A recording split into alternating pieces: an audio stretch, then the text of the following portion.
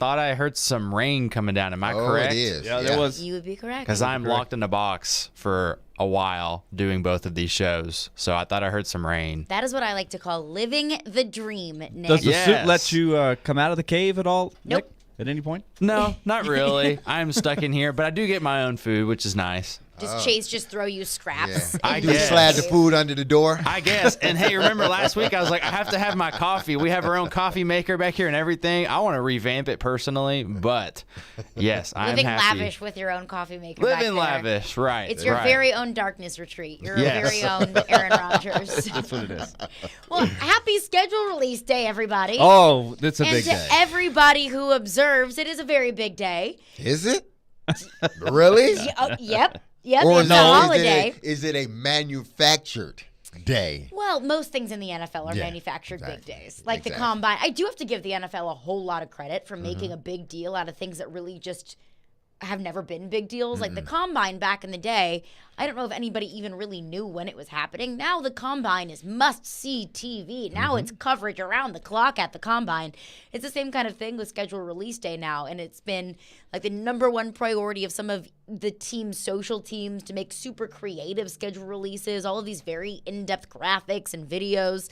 From what I have seen, I haven't seen any leaks from the Titans schedule so far. We just know that October 15th is that game in London against Baltimore. But there's some good games in here. A questionable game against Detroit in Kansas City and Detroit to open the season. Kind of an odd matchup. Kansas City, Detroit. Yeah, I The guess. reigning Super Bowl champions against Jared Goff. Isn't you? It's usually either the teams that play in the AFC Championship or the NFC Championship, they play the first game again, or the Super Bowl winner versus the Super Bowl loser in a sense. It's at least It big seems like it's time. been somebody It's like been that. like yeah. that, yeah. Like for Tom a Brady while. and the Bucks and the Exactly. Cowboys, like that is must-see TV. But there is Buffalo Jets, Yeah. which I guess if you went back like 10 years, you would think that that's just a total crap game. But now, Yeah. you know, Josh Allen, Aaron Rodgers, pretty good game to start the season. I believe that's Monday Night Football. So far, no leaks from the Titans, but we will stay updated on Twitter. It's significantly more difficult to find some of these schedule leaks now that there are no blue check marks. But we'll keep everybody updated as soon as those leaks come out, if we hear any good tea about the Tennessee Titans around the AFC South. And I know that this day has been made much more than it has been in the past. I know that there's a whole lot of pomp and circumstance and a full extravaganza for the NFL schedule release. But I do think it's important for this reason. Because to know the schedule, and I heard Robbie Stanley's rant a couple days ago. He said, you know who you're going to play anyway. It's just a matter of, you're going to play Miami. Now it's just, you're going to play Miami in November 2nd. Congratulations. But I do think that the schedule release gives a good context as to what you can expect. Because the way that the schedule falls can impact the outcome of the season. If you're playing Buffalo, for example, well, I'd much rather play on the road at Buffalo in September than I would in December. An outdoor cold weather team. Let's say you're playing Buffalo, Cincinnati, and Kansas City. Well, I'd rather have those games be a little bit more spread out than back to back to back. So I think that those kinds of implications and those little nuances of the schedule, those things matter. Even though you know your opponents, when you play them and how the schedule falls, to me is important. Well, yeah, it is because, like you said, you don't want to, if you're a Southern team or a out West team, whether it be Vegas Raiders or Chargers, Rams, you don't want to have to play, the Jets or the Giants or Buffalo in November or early December. If I got to play them, I'd rather play them September, October. So those little nuances does mean a lot. But the way the NFL has done it as of lately, and when I mean lately, I mean it's been some years. Whereas the second half of the season, isn't it really? Let me make sure I can. I'm pulling this up.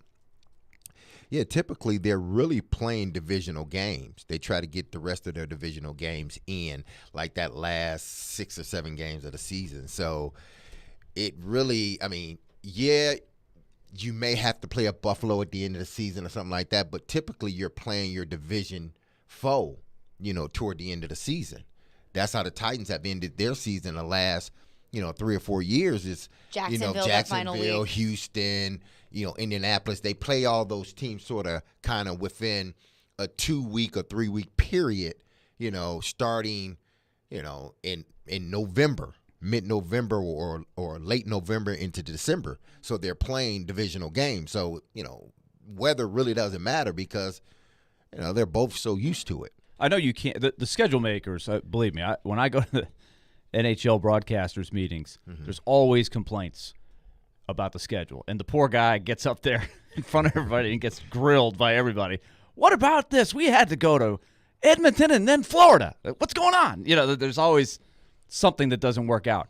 But philosophically, I feel like you should not play your same division opponent twice in a short period of time. That happens way too often for me. This past season, the Titans played the Colts like 2 weeks apart. Yeah, and that's happened with the Texans too. Yeah. Before, Well, where you play like 2 out of 3 games weeks apart. Like they Yeah. played Jacksonville, had 3 weeks, 4 weeks apart. So like 3 games in the middle, and then Jacksonville. It would seem like, especially in the NFL, where you have only 16 games to worry about, and you're not worried about sending a team across the country like you do sometimes in baseball or NBA or NHL, where you're constantly shuffling and moving, and there's arena availability and all that stuff. That's not the problem in football.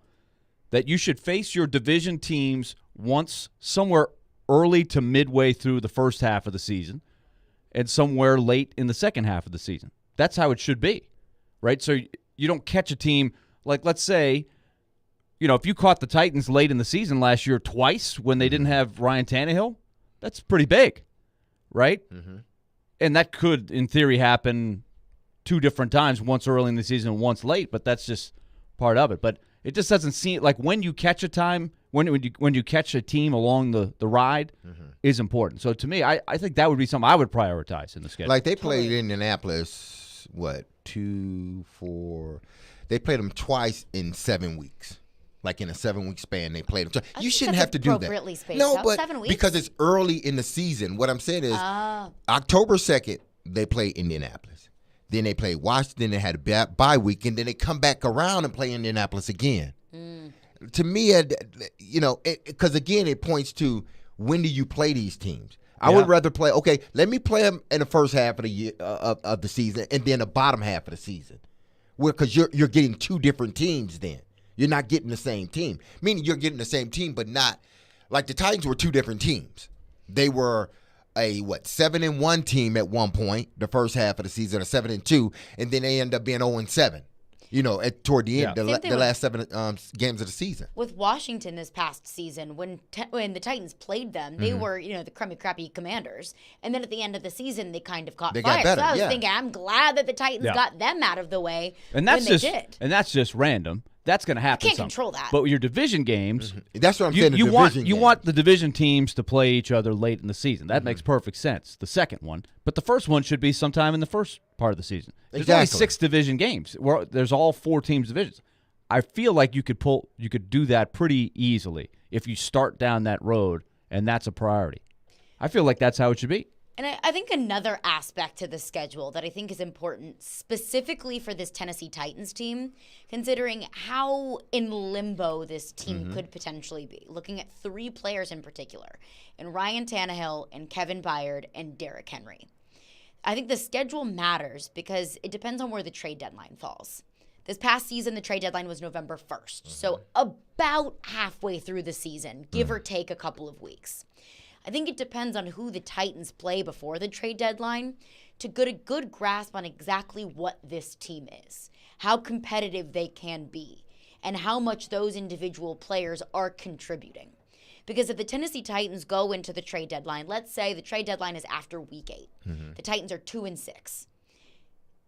They might be prompted more to make some moves at the trade deadline than if they are 6-2 at that time. If they have Indianapolis, a game against Indianapolis, Jacksonville, and Houston behind them once they get to the trade deadline and they go 3-0 in that stretch, then at that point you feel pretty good about the division. And you feel like you might want to double down and continue to go for it. And you hold on with Tannehill, Henry, and Byard, and you try to go for it for this season. That's what I think is another aspect to all of this, is the timing, the trade deadline and what this team decides to do, if they decide to go for it, or if they decide to pivot midway through the season. Yeah, I mean, I think it's in.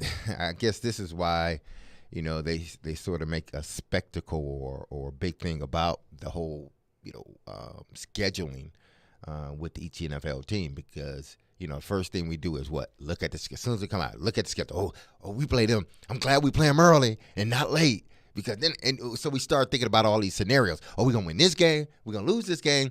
Well, we may win this game. It just depends on if we're healthy or not toward the end of the season. We play Cincinnati. Man, it's going to be tough, man. If we don't have so you start thinking about all these scenarios in your head, and that's what they want. That's what the NFL wants. They want to make a grandiose deal about the schedule, put it out, and for everybody to look at it and start marking wins and losses and what could happen, what should happen, what may happen, all this other stuff. So it's a great tactic by the NFL. Absolutely it is. 615-737-1025 is our phone number. Coming up next, how does the trade deadline and the NFL schedule release kind of dictate what the Titans could potentially do this upcoming season, and when could things change? We'll get into that coming up next, and of course your thoughts on this as well. Caroline, Willy, D-Mase, 102.5, 106.3 The Game. Every day we are live and local. They played tough. They came back, and they still lost. And your source for Nashville sports. Yes, you want to have a fire sale, but who's going to buy those players? We are Nashville's best sports talk. 102.5 and 106.3 The Game and the Game Nashville app. Hey everybody, time to talk Loan Pronto once again. Look, we know how it goes sometimes. Sometimes you get into a pickle financially. You got bills to pay. You got high interest. And you're like, wait a minute, how did we get here? So what do I do about it? Let's get that credit card bill back down to nothing. Well, the way to do that, Loan Pronto's got a good way. They're an all-new Express Equity line of credit programs. Just what you need. You don't have to do a full home refi. You can tap a small portion of the equity you have in your home, which is probably very good if you're a homeowner in this area, and you can enjoy a super low monthly payment. So then you take that cash in 7 to 10 days, close the deal, take it, and then pay off that high-interest credit card bill or car bill or other bill that you need to pay soon and get that credit and interest rate down to nothing. Stop the madness. Say no to those 24% interest fees or high rates. Call Loan Pronto today, 615-499-5780. That's 615-499-5780. Or go to loanpronto.com. Equal housing lender, NMLS 1661781, subject to lender approval. Music City will be rocking June 23rd through the 25th with a different sound, the sound of NASCAR. Start your engine! The Ally 400 is back at Nashville Superspeedway, and this year, it's a night race. NASCAR in Nashville. It's guitars and fast cars under the lights. Visit NashvilleSuperspeedway.com to get your tickets for the triple header weekend, including the Ally 400, Tennessee Lottery 250, and the Rackley Roofing 200 today. Cards issued by Sutton Bank and Celtic Bank, members FDIC. Terms and conditions apply. Are you the decision maker in your company? Consider this. For the first time in decades, there's a better option for a corporate card and spend management platform. Meet Ramp, the only corporate card and spend management system designed to help you spend less money so you can make more. Most corporate credit cards offer points as incentives, but those points amount to less than their worth in real cash value. Ramp's business cards offer you cash back, real money in your pocket. Plus, you control who spends what with each vendor. And Ramp's software collects and verifies receipts automatically, which means you'll stop wasteful spending and close your books in hours instead of days. Businesses that use Ramp add up to 3.5% to their bottom line the first year. If you're a decision maker, adding Ramp could be one of the best decisions you've ever made. And now get $250 when you join Ramp. Just go to ramp.com/sports. Ramp.com/sports. RAMP.com/sports.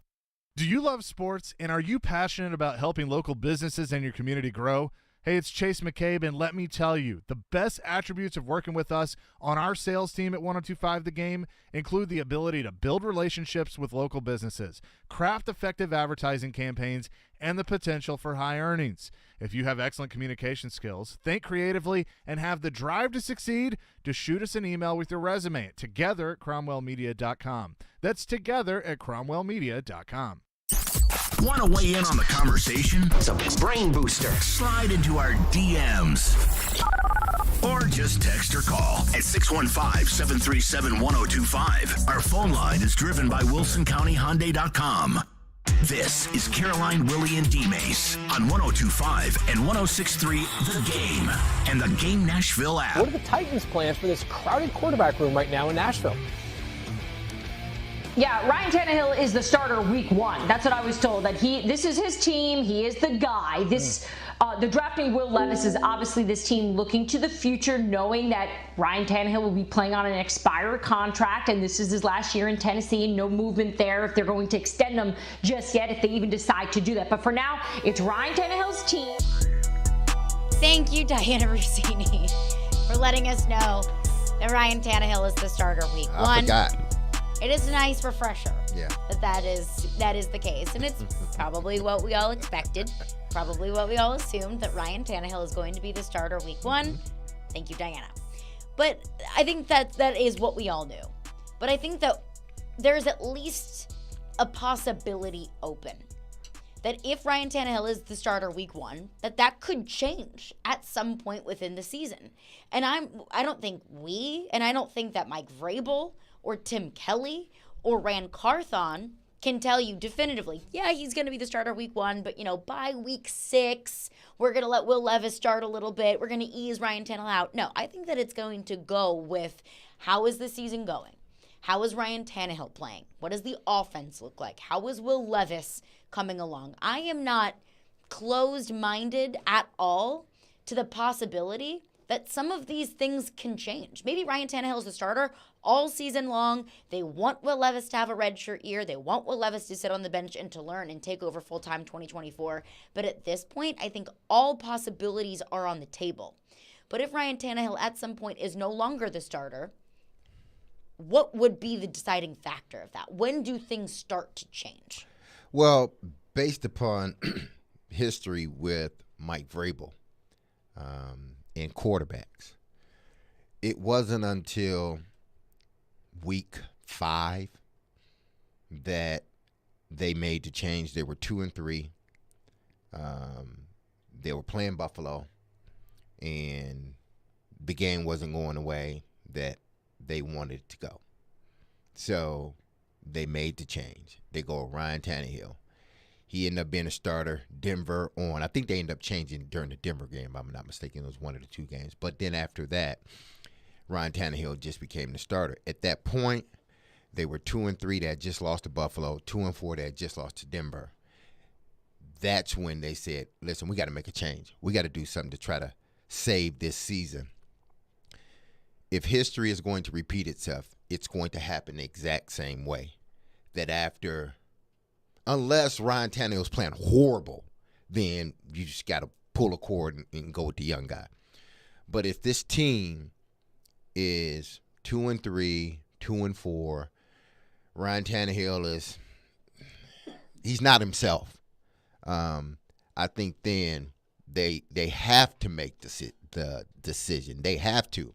If they want to save their season, they have to make the decision to either go with the young guy and say, forget it, we're moving on, let's do it, or they stay with Tannehill and let him ride it out the whole season. I think at that point, if they're 2-4, I think they're going with the young guy. I think they're going with the young guy if it's close. If it's close coming out of camp, I think they're going with the young guy. Why wouldn't you? If it's that close, if the competition is that close, where, say, if Willy's a senior, a 5th-year senior, and I come in as a freshman, and we both come into camp, and I'm this highly touted freshman, and it's close, who do you think they're going with? It happened to me in real life. They're going with the freshman. It happened to me at Vanderbilt. I was a junior. I was I'm sorry, Fred. I'm sorry, Will. I didn't mean to bring up bad memories. It's okay. It's okay. I'm okay. I'm over it. Okay. But no, but it was really probably the right thing to do. Honestly, in retrospect, I mean, the statistics will show, right? But I was a junior. Statistics be damned, Willy. You deserved a shot. But for basketball, I was the older junior. I felt like I had a great preseason, and I thought I had earned the starting job. But there was a recruit Ronnie McMahon, who's a good friend of mine, still in town, is over at Montgomery Bell coaching with another really good friend of mine and teammate, Kevin Anglin. The two put out a great program over at for the Big Red. But Ronnie was a freshman, pretty highly touted. The coaches loved his upside. Ended up being one of the top 10 scorers in school history, right? There we go. But at the end of that preseason, I thought I had a slight edge because he was a freshman. He was learning how the plays, and he was making more mistakes, which he was going to grow out of and did grow out of. But I was bummed that I didn't get the call for opening night starter. But in the big picture, the coaches were looking like who's going to be the better player long term, and they were 100% right. But that didn't make me feel real good at the time.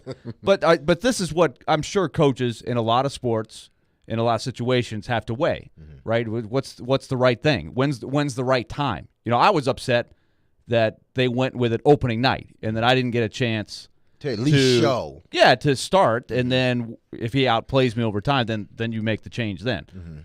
So anyway, there's different people doing it different ways. What's interesting about this, here we are in May.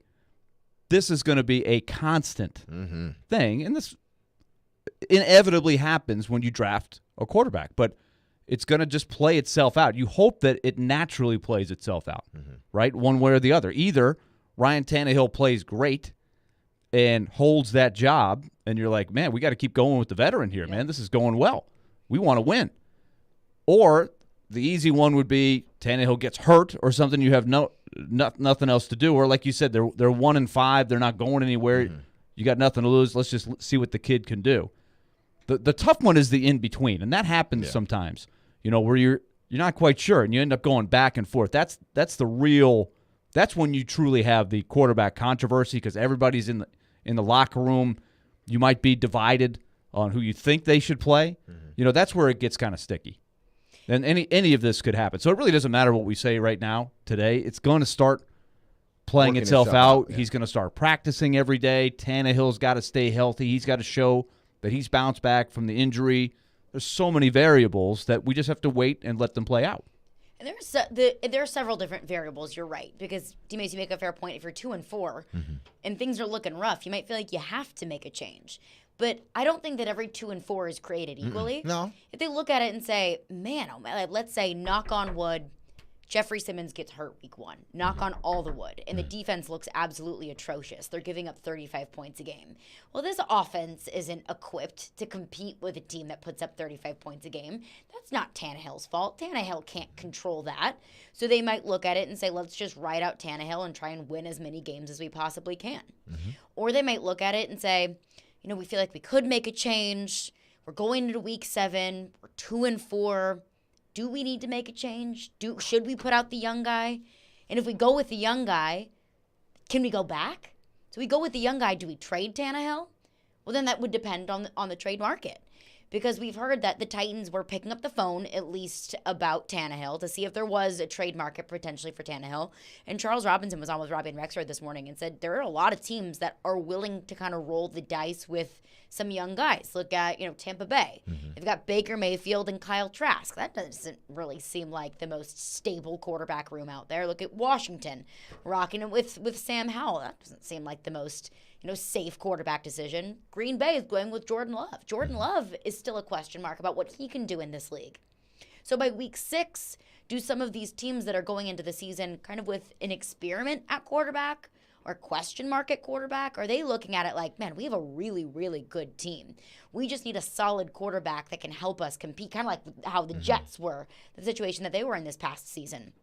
So do they look at it and say, man, Titans are kind of hot and cold about Tannehill. Do we look and see what a trade package could potentially be for Tannehill? Because we feel like a veteran quarterback that can just get the job done and can do more for us, can help us get to the point that we think this team can get to. That's another thing. What's the trade deadline, or what's the trade market look like? And you're right. Under different circumstances, you would be right. What you just said, it would be absolutely right. But under the circumstance that we will see moving forward, talking next May? Yeah.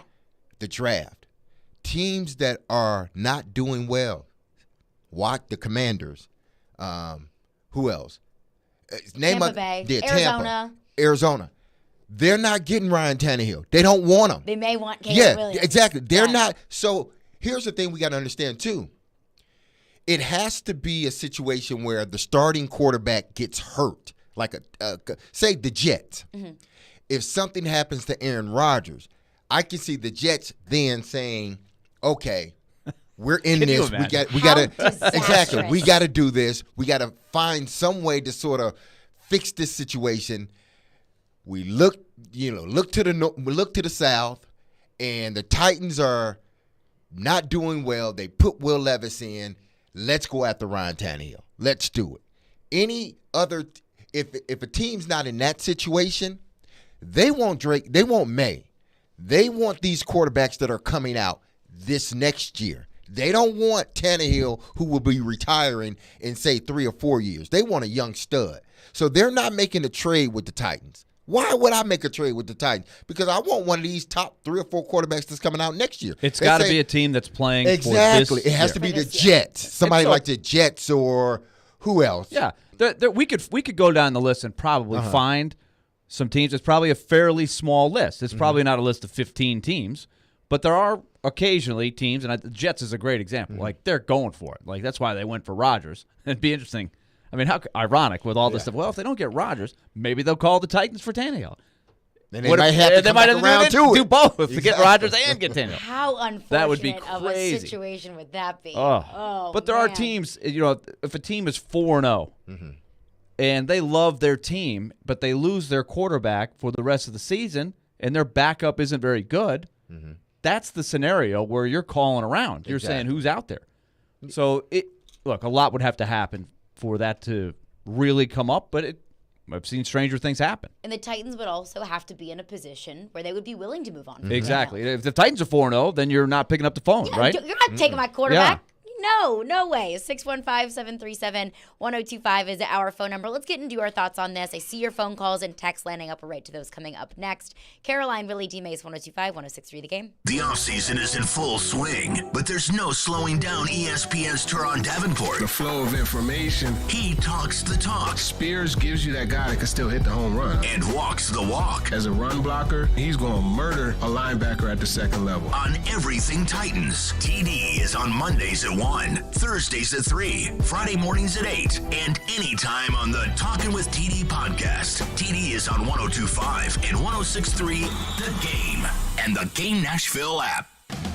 When looking for quality adult recreational sports in Nashville, look no further than Mid-State Sports. With over 25,000 participants, they are one of the largest sports organizations in the Southeast. Summer registration is now open for adult sports like softball, sand volleyball, soccer, flag football, kickball, and basketball. For a full list of adult sports offerings, check out midstatesports.com. It's no debate. Play Mid-State. 312 Pizza Company is a proud sponsor of Nashville Sounds Baseball on 1025 The Game. You don't have just an ordinary mom in your life. She's the best. Her work never stops. Her sacrifices are many. Her love is unfailing.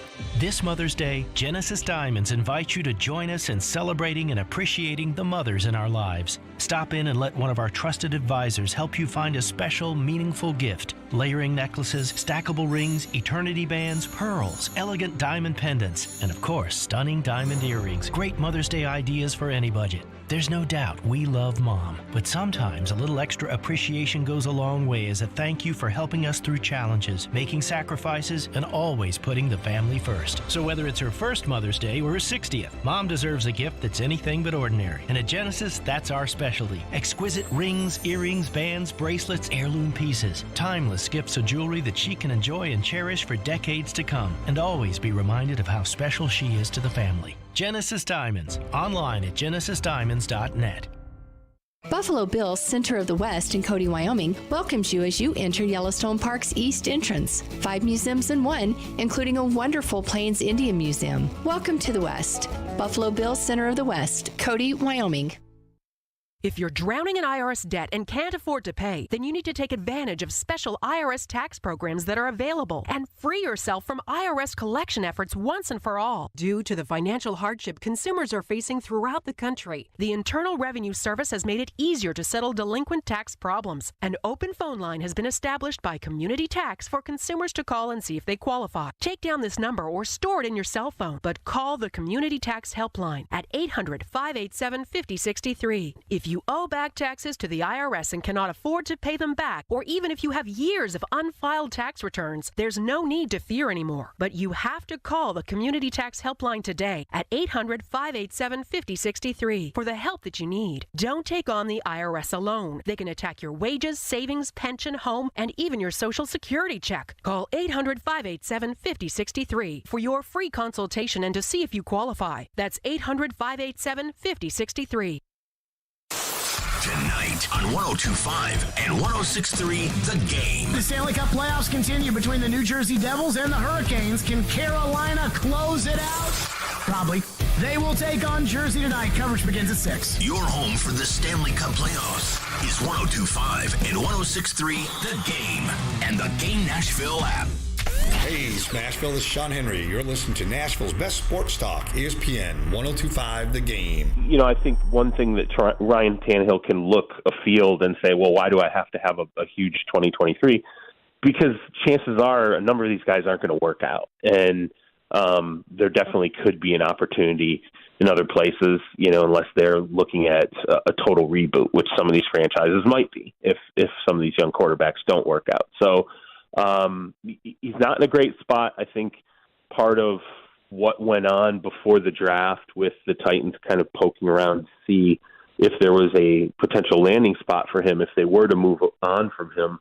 I don't know how successful that really was for them. I didn't get any indication from a few of the teams that I talked to that there was interest in picking him up, even if the Titans had landed, you know, a quarterback at that third spot and then we're ready to move on from Brian Tannehill. I don't know that a number of teams really would have been lining up for him, let alone, you know, what the salary is right now. That's another thing, too. He would have had to have significantly changed, I think, what his salary would have been if he would have played elsewhere. That was Charles Robinson on Robbie and Rex Road this morning. If the Titans were poking around, if the Titans were picking up the phone about Ryan Tannehill, which has been reported that they at least were picking up the phone about, then there were no eager or willing trade partners.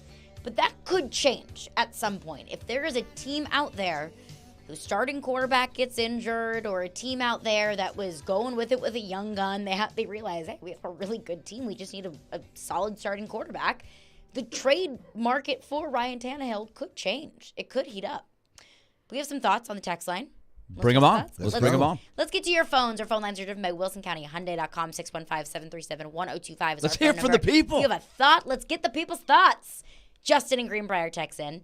Says, I know it's May, and we have very little but speculation to talk about. But the flip side could be that the Titans come out firing on all cylinders and starts balling out. We do play a second-place schedule, so if we stay healthy and have things break our way, there's no reason this team behind Tannehill and Henry can't play lights out.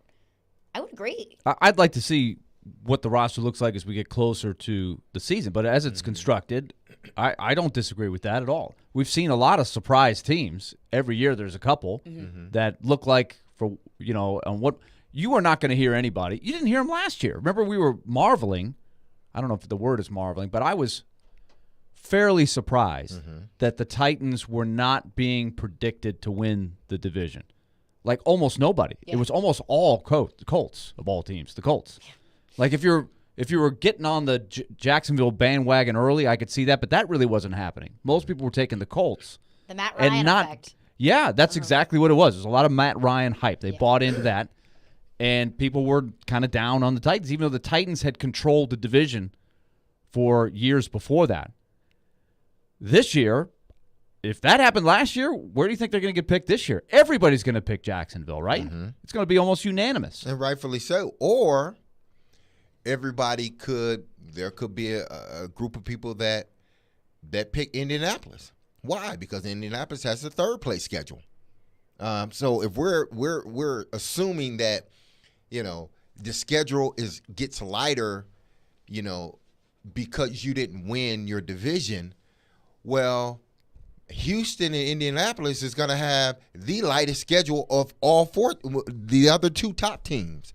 So we can't just look and look at the Titans and say, well, they have a second place schedule, so it should be a little bit easier. Didn't everybody just see what happened in the AFC? All these quarterbacks. Tell me, how in the hell is it going to be easy when you have the second place schedule? Even in the NFC. How's it going to be easy? Now, if you're saying the easy part is we may have them at home, I get that. I understand that part. But would you rather play Miami or Buffalo? It all depends on what time of the year. Just in theory. Josh Allen or Tua? A healthy Tua with those weapons, I don't want to play that team. Josh Allen or Tua? I'll take Tua. No. Because I don't look at Josh Allen as an elite quarterback. I don't. That is Josh true. Allen he's a guy that is prone to make a lot of mistakes at times that you think like, dude, you've been in the NFL too long to be making these same damn mistakes. And he does. This team defense doesn't show up a lot of times. These are the things. We're just looking at the quarterback. I'm looking at the whole team. Miami's defense is pretty good. They got a plethora of weapons on the offensive side of the ball. Tua, if he's upright, the kid is good. So, honestly, it's like take your pick. If I don't want to play Buffalo in November, hell no. In December, no. But then I don't want to play Miami in September either because it's like 120 degrees. So, I mean, I don't know. It just depends on when I'm playing. This is the fun. In theory. This is the fun of this day, Yeah. right? This is what we do on this day every year. We debate because the beauty of it is what we ought to do. We ought to record, hold on to this recording, some of the things we're saying, and then on the week of that game, how crazy we sound for some of the stuff because things that happen in the next few months that you don't have a crystal ball, you don't know. But, there's so many variables. Like you said, Derek, when is the game? Is the game in Buffalo in December? Of course, it didn't work out very well for the Titans in September in Buffalo last year. The weather wasn't the issue. The weather did not. The weather was not the problem. No, it was. But, if you play the Dolphins with Tua and he's on a roll, as he was for part of the season last year, that's one thing. If you're playing them with Teddy Bridgewater or the guy they brought in and played the playoff game who played admirably, what was his name? He didn't do half bad, but it's a little different than Tua, right? The no-name guy, remember, it was a great story. I mean, he battled. Remember how close the Dolphins game was with Buffalo, at Buffalo? I can't even remember the guy's name. No, Tua did play that game. Tua ended up playing that game. In the playoff game? No, I'm talking about in the regular season. In the playoff game, no. I know who you're talking about. It was a close game. The third-string guy. Yeah. That's because why? Because this elite quarterback, I'm putting it in quotation marks, elite quarterback Josh Allen was making mistakes all over the field. He had a bad He game. is mistake prone. That helped. And there are so many different factors. If injuries, weather, where the game is being played, who gets on a hot streak, who doesn't. But I'm just saying, in theory, if you're giving me two options, the Dolphins and the Bills, no disrespect to the Dolphins and Tua, but I would rather play Tua and the Dolphins than I would Josh Allen and the Bills. Skylar Thompson. Yeah, Skylar Thompson. Yeah. Yes. Didn't light the world on fire. He had a 44.7 quarterback rating, but you were thinking, this is going to be ugly, man. They're going to lose by 30. It was the year of the third-string quarterback. This Josh Allen, how many interceptions did he throw in that game? Josh Allen threw 2 interceptions. He was sacked 7 times. Oh, man. 3 touchdown passes, 352 yards. But there were some crazy things. Wasn't there like a punt return or something? There were some wacky plays. That game was weird. That was a weird game. It is truly any given Sunday. Yeah, it is. And it was also 17-0 Buffalo. And Yeah. you're thinking, oh, this is a laugher. And the next thing you know, the Dolphins were right there, up 24-20. Because of mistakes. In the fourth. Because of mistakes. In the third quarter, yeah. Mistakes with Josh Allen. I'm just saying. People ain't. You've been saying it. I'll give you credit. You have been saying it. You're not the biggest Josh Allen fan I out think there. he's a good quarterback. I think Josh Allen is a really good quarterback. But when you talk about elite quarterback, he's not an elite quarterback. He's just not. Another texter texts into the text line and says, keep in mind, too, there are a lot of teams that we think are good that we think that will end up being bad. A lot of teams that are bad that will end up being 100%. good. That is the NFL. Yeah. That's what's crazy about this day. Like, we all think we know. We also think there's probably likely to be some key additions to some rosters somewhere that aren't the case right now. Of course. That will change people's minds. There will be some, June acquisitions or trades. There will be some trades that happen or some guys that get released because of salary reasons. And we see that every year where we look on the waiver wire after once the 53-man roster is set, and we see a couple of names like, man, why did they? And then you realize, well, he's a little bit older and he's making a lot of money, and they'd rather go with the young guy and allow the young guy to start the process. That's why I said with in the last segment with Will Levis and Ryan Tannehill, if it's close, don't be surprised if they go with the younger guy just to get it started right now. Why not? So, and yeah, I think that those are all questions, and those are all things that will transpire, that will give us a much more clear vision and view of what this team is going to be, what the NFL looks like. Because just like the texter said, a lot of things are going to change. There are going to be a lot of teams that we think are just going to be awful that will end up being good. And I'm not counting out the fact that, or the possibility that Ryan Tannehill could be part of that. Washington has a really solid team around the quarterback. They've got Terry McLaurin, Montez Sweat. They just signed Deron Payne. Maybe before the trade deadline, Washington looks absolutely lights out, and they look like they're a team that could potentially be a contender. And they're thinking, what were we thinking going with Sam Howell? We need a guy that can hold on to the football and a guy that can help us win. Maybe that's Ryan Tannehill. That's all I'm saying. Anything is on the table. At this point in May, all the possibilities are on the table. But coming up next, perception can be everything, especially in a point in the season now when we have so many questions that aren't going to be answered for a while.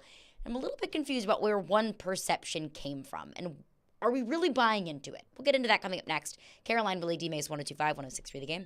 He knows the ins and outs of the Titans and isn't afraid to give his opinion. Traylon Burks needs a massive offseason. He's Jonathan Hutton of Outkick. I don't see how they make a move without going to Ryan Tannehill. Catch him every Monday at 10:30 on Chase and Michelle, and every Wednesday at noon on Caroline, Willy, and D-Mase. Hutton is on 102.5 and 106.3 The Game and the Game Nashville app. Happy Thursday, people. It's raining out there, but don't let that stop you. And I know you won't. So, men, I know you're listening out there, driving in your cars or sitting at your desk or at home just chilling.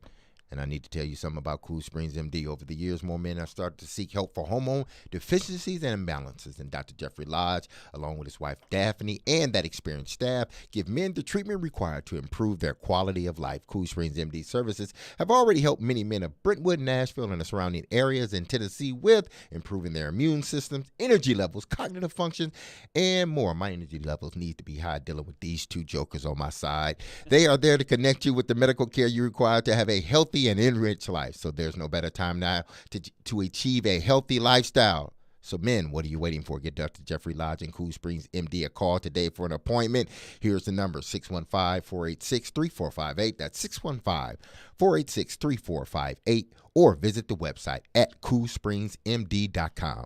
What if you could be credit card debt-free in 10 days and save as much as $1,000 a month? Loan Pronto's all-new Express Equity Line of Credit program is just what you need. Hey, Willie Donick here. You don't have to do a full home refi. You can tap a small portion of the equity you have and enjoy a super low monthly payment. With Loan Pronto's Express Equity Credit Line, you can close in 7 to 10 days. And a $50,000 loan would only cost you around $400 a month. It's that money to pay off high-interest credit cards or do a home improvement. You can access up to 90% of your home's equity, and 9 out of 10 homeowners won't even need an appraisal. Even if you did a total refi recently or just bought your home, you can tap the equity with this fast, easy program. Stop the madness and say no to 24% interest fees. Call Loan Pronto today. 615-499-5780. That's 615-499-5780 or go to loanpronto.com. Equal housing lender, NMLS 166-1781, subject to lender approval. B&B Flooring has a goal to bring your dream floor to you. Over 30 years running and locally owned and operated, B&B Flooring's full-service commercial and residential team will handle anything from tile, luxury vinyl, carpet, hardwood,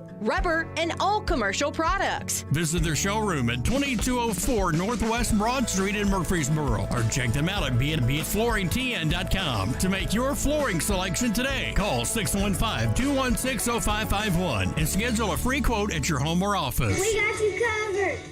Along with being Middle Tennessee's Link Belt and Takeuchi dealer, Parman Tractor is your one-stop shop for professionals in the tree care and tree removal business. More bark brush chippers and Rayco stump grinders are industry-leading machines made for more to keep pace with you. And Parman's parts and service team will keep your machines running. Durability, efficiency, and trust. That's what you'll get with Moorbark and Rayco. And with Parman. Swing by Parman or visit ParmanTractor.com to learn more about Moorbark and Rayco. Parman Tractor's employee-owned team promises totally outrageous customer service.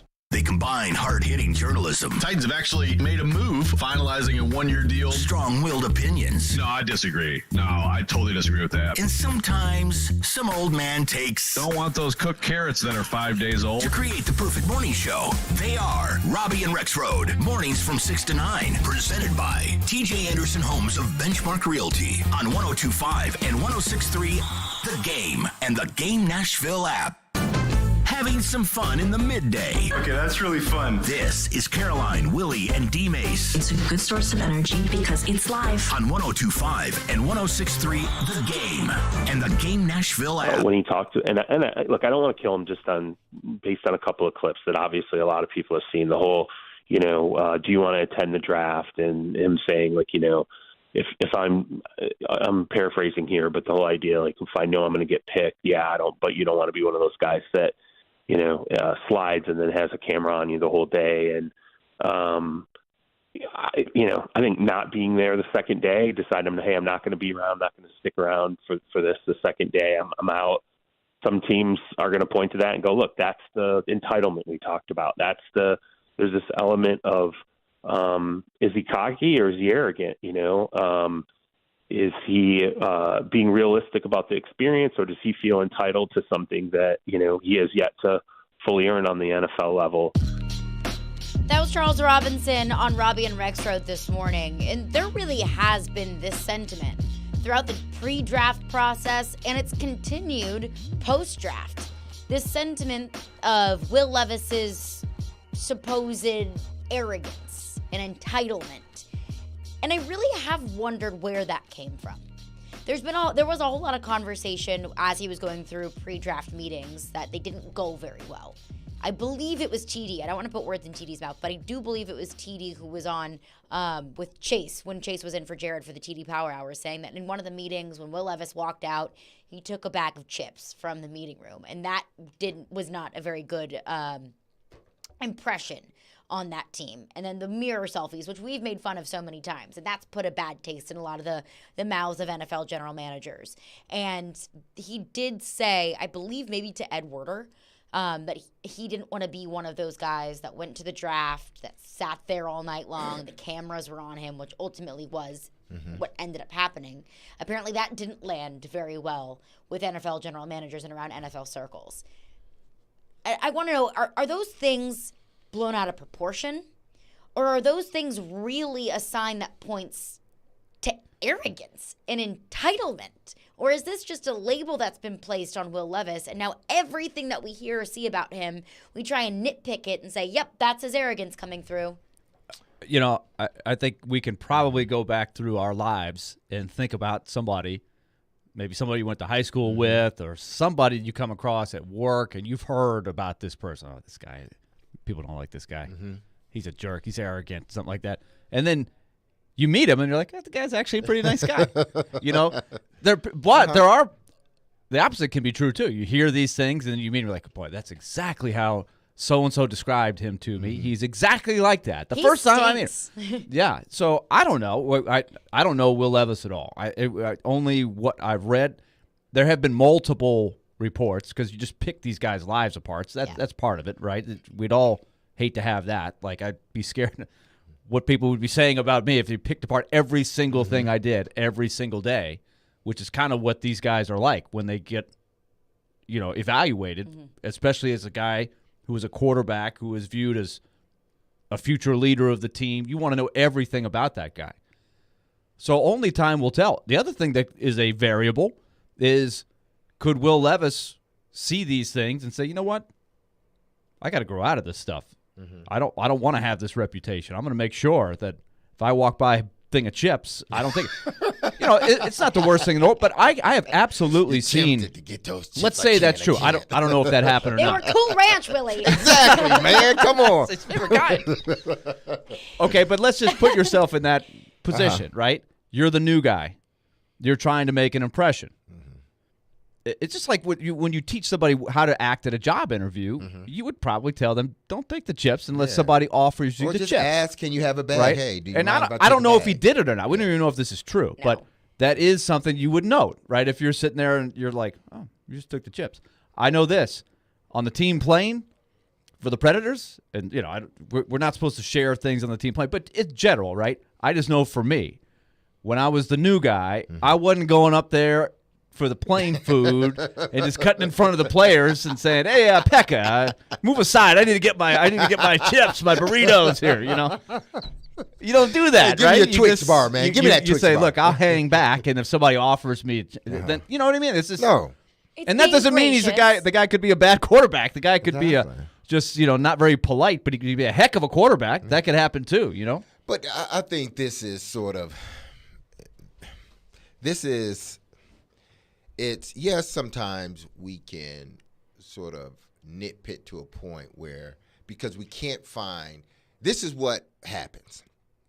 This is what we do. When we can't find the glaring things wrong with someone, it's almost like, you're just waiting for the shoe to drop. It's not like, you're waiting for we've heard that whole thing. I'm just waiting for the shoe to drop. I'm waiting for the shoe to drop. It's going great now, but I'm waiting for the shoe to drop. I think it's sometimes like this with these quarterbacks or these highly touted individuals in sports, men and women, that you see so much of, the prospect of what they can be, the ability that they have. And you're thinking to yourself, it can't be this good. So what I'm going to do is, instead of looking at all of his or hers great attributes, I am going to purposely look for flaws. This is how it operates. I'm a purposely, he didn't do it? Okay. She didn't do it? Okay. All right. And then you start picking apart these little things that really, in the big scheme of things, may not mean anything at all.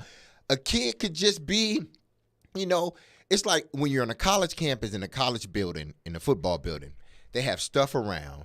And your natural instinct is, you've been doing this for years and years. You see a bag of chips, you're in a football building, you just grab them. Just because it's like, this is what I'm used to just doing this. Grabbing is the my chips. house. Yeah, I grab the chips and I go. I don't think anything of it. So when you put him in that same scenario, it may not be his building, but it's a football building. I'm familiar with everything, because everything is football. And I see a bag of chips, and I'm just like, my natural instinct is to just grab a bag of chips, open them, and start eating them. I didn't think anything of it. Yeah, maybe I should have said, you know what? Hey, can I have a bag? Do you mind if I take a bag or not? Because whatever. And they would more than likely say, go ahead, take it. Don't matter. But the fact that you didn't ask is now become the big thing. Ooh, Will Levis didn't ask for those Cool Ranch Doritos. Oh my, he's entitled. He feel he could just take any bag of Cool Ranch. That local convenience stores, watch him when he comes in, because he's known to just grab Cool Ranches and walk out the building. So we make a big deal, I think, sometimes about these little things. And then also we got to understand the arrogance part, and I think I spoke on this before, arrogance. There is a fine line between arrogance and confidence, a really fine line. And I think from what perspective you're looking at it from, you'll either see it as being cocky and arrogant, or you'll see it as being confident. You can't. It is a fine line. It's an important line. Exactly. Like, we look at Aaron Rodgers. For so many years, there was nothing, nobody saw anything wrong with Aaron Rodgers, his antics, because they always pointed to, he's confident. That's a confident quarterback. It's confident. But the longer and longer he stayed in the league, it became, and people became annoyed with him. So it went from confidence to arrogance then. But it's all, what's changed? Because he's the same person. He hasn't changed. The perception. Yeah, the perception has changed. Now, because you don't sort of like him, now it's arrogance instead of confidence.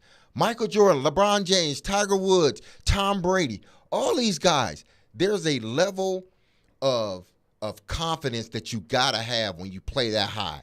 play at that high of a level that some may think is cockiness or some may think it's arrogance, but you are far from that person. But you have to have superior confidence to play at that level each and every day. The people you need to ask is your teammates. Ask his teammates. Ask the equipment guy. Ask the lunch guy. Those are important people. Those are the people you need to ask. Just the TikTok videos, all that. No, I don't care. Yeah. Let me go talk to these people because these people see him every day. They see him when he's having a good day and when he's having a bad day. You tell me what type of person he is. Let's get some of your thoughts on this. Our phone lines are driven by WilsonCountyHonda.com. Doug is on the line with a thought. What's up, Doug? Good afternoon, ladies and gentlemen. Almost afternoon. I'm just concerned about the fool's gold on both sides. Let's say Tannehill balls out. We know they can't afford him. So he goes to the next team, and all of a sudden the real Tannehill shows up. And also with Will Levis, there's all this stuff out there. And I'm with you, D-Mase, but I'll throw in another one. There's a difference between arrogant, confidence, and cocky. D. McNair was confident. He wasn't cocky. So I'm just thinking that Will Levis needs to worry about, number one, beating out Malik Willis. First, let's not get too big. Earn your stripes. Do well in camp. Get some street cred. And just shut up.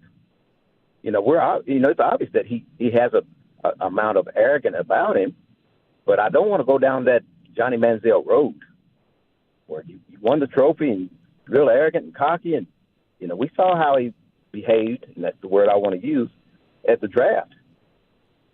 That's where I'm thinking there's going to be some fool's gold around somewhere. What behavior at the draft was a red flag for you? Just the look. You don't just sit there and wait until the system decides to pick you. Then you didn't show up the next day. That look.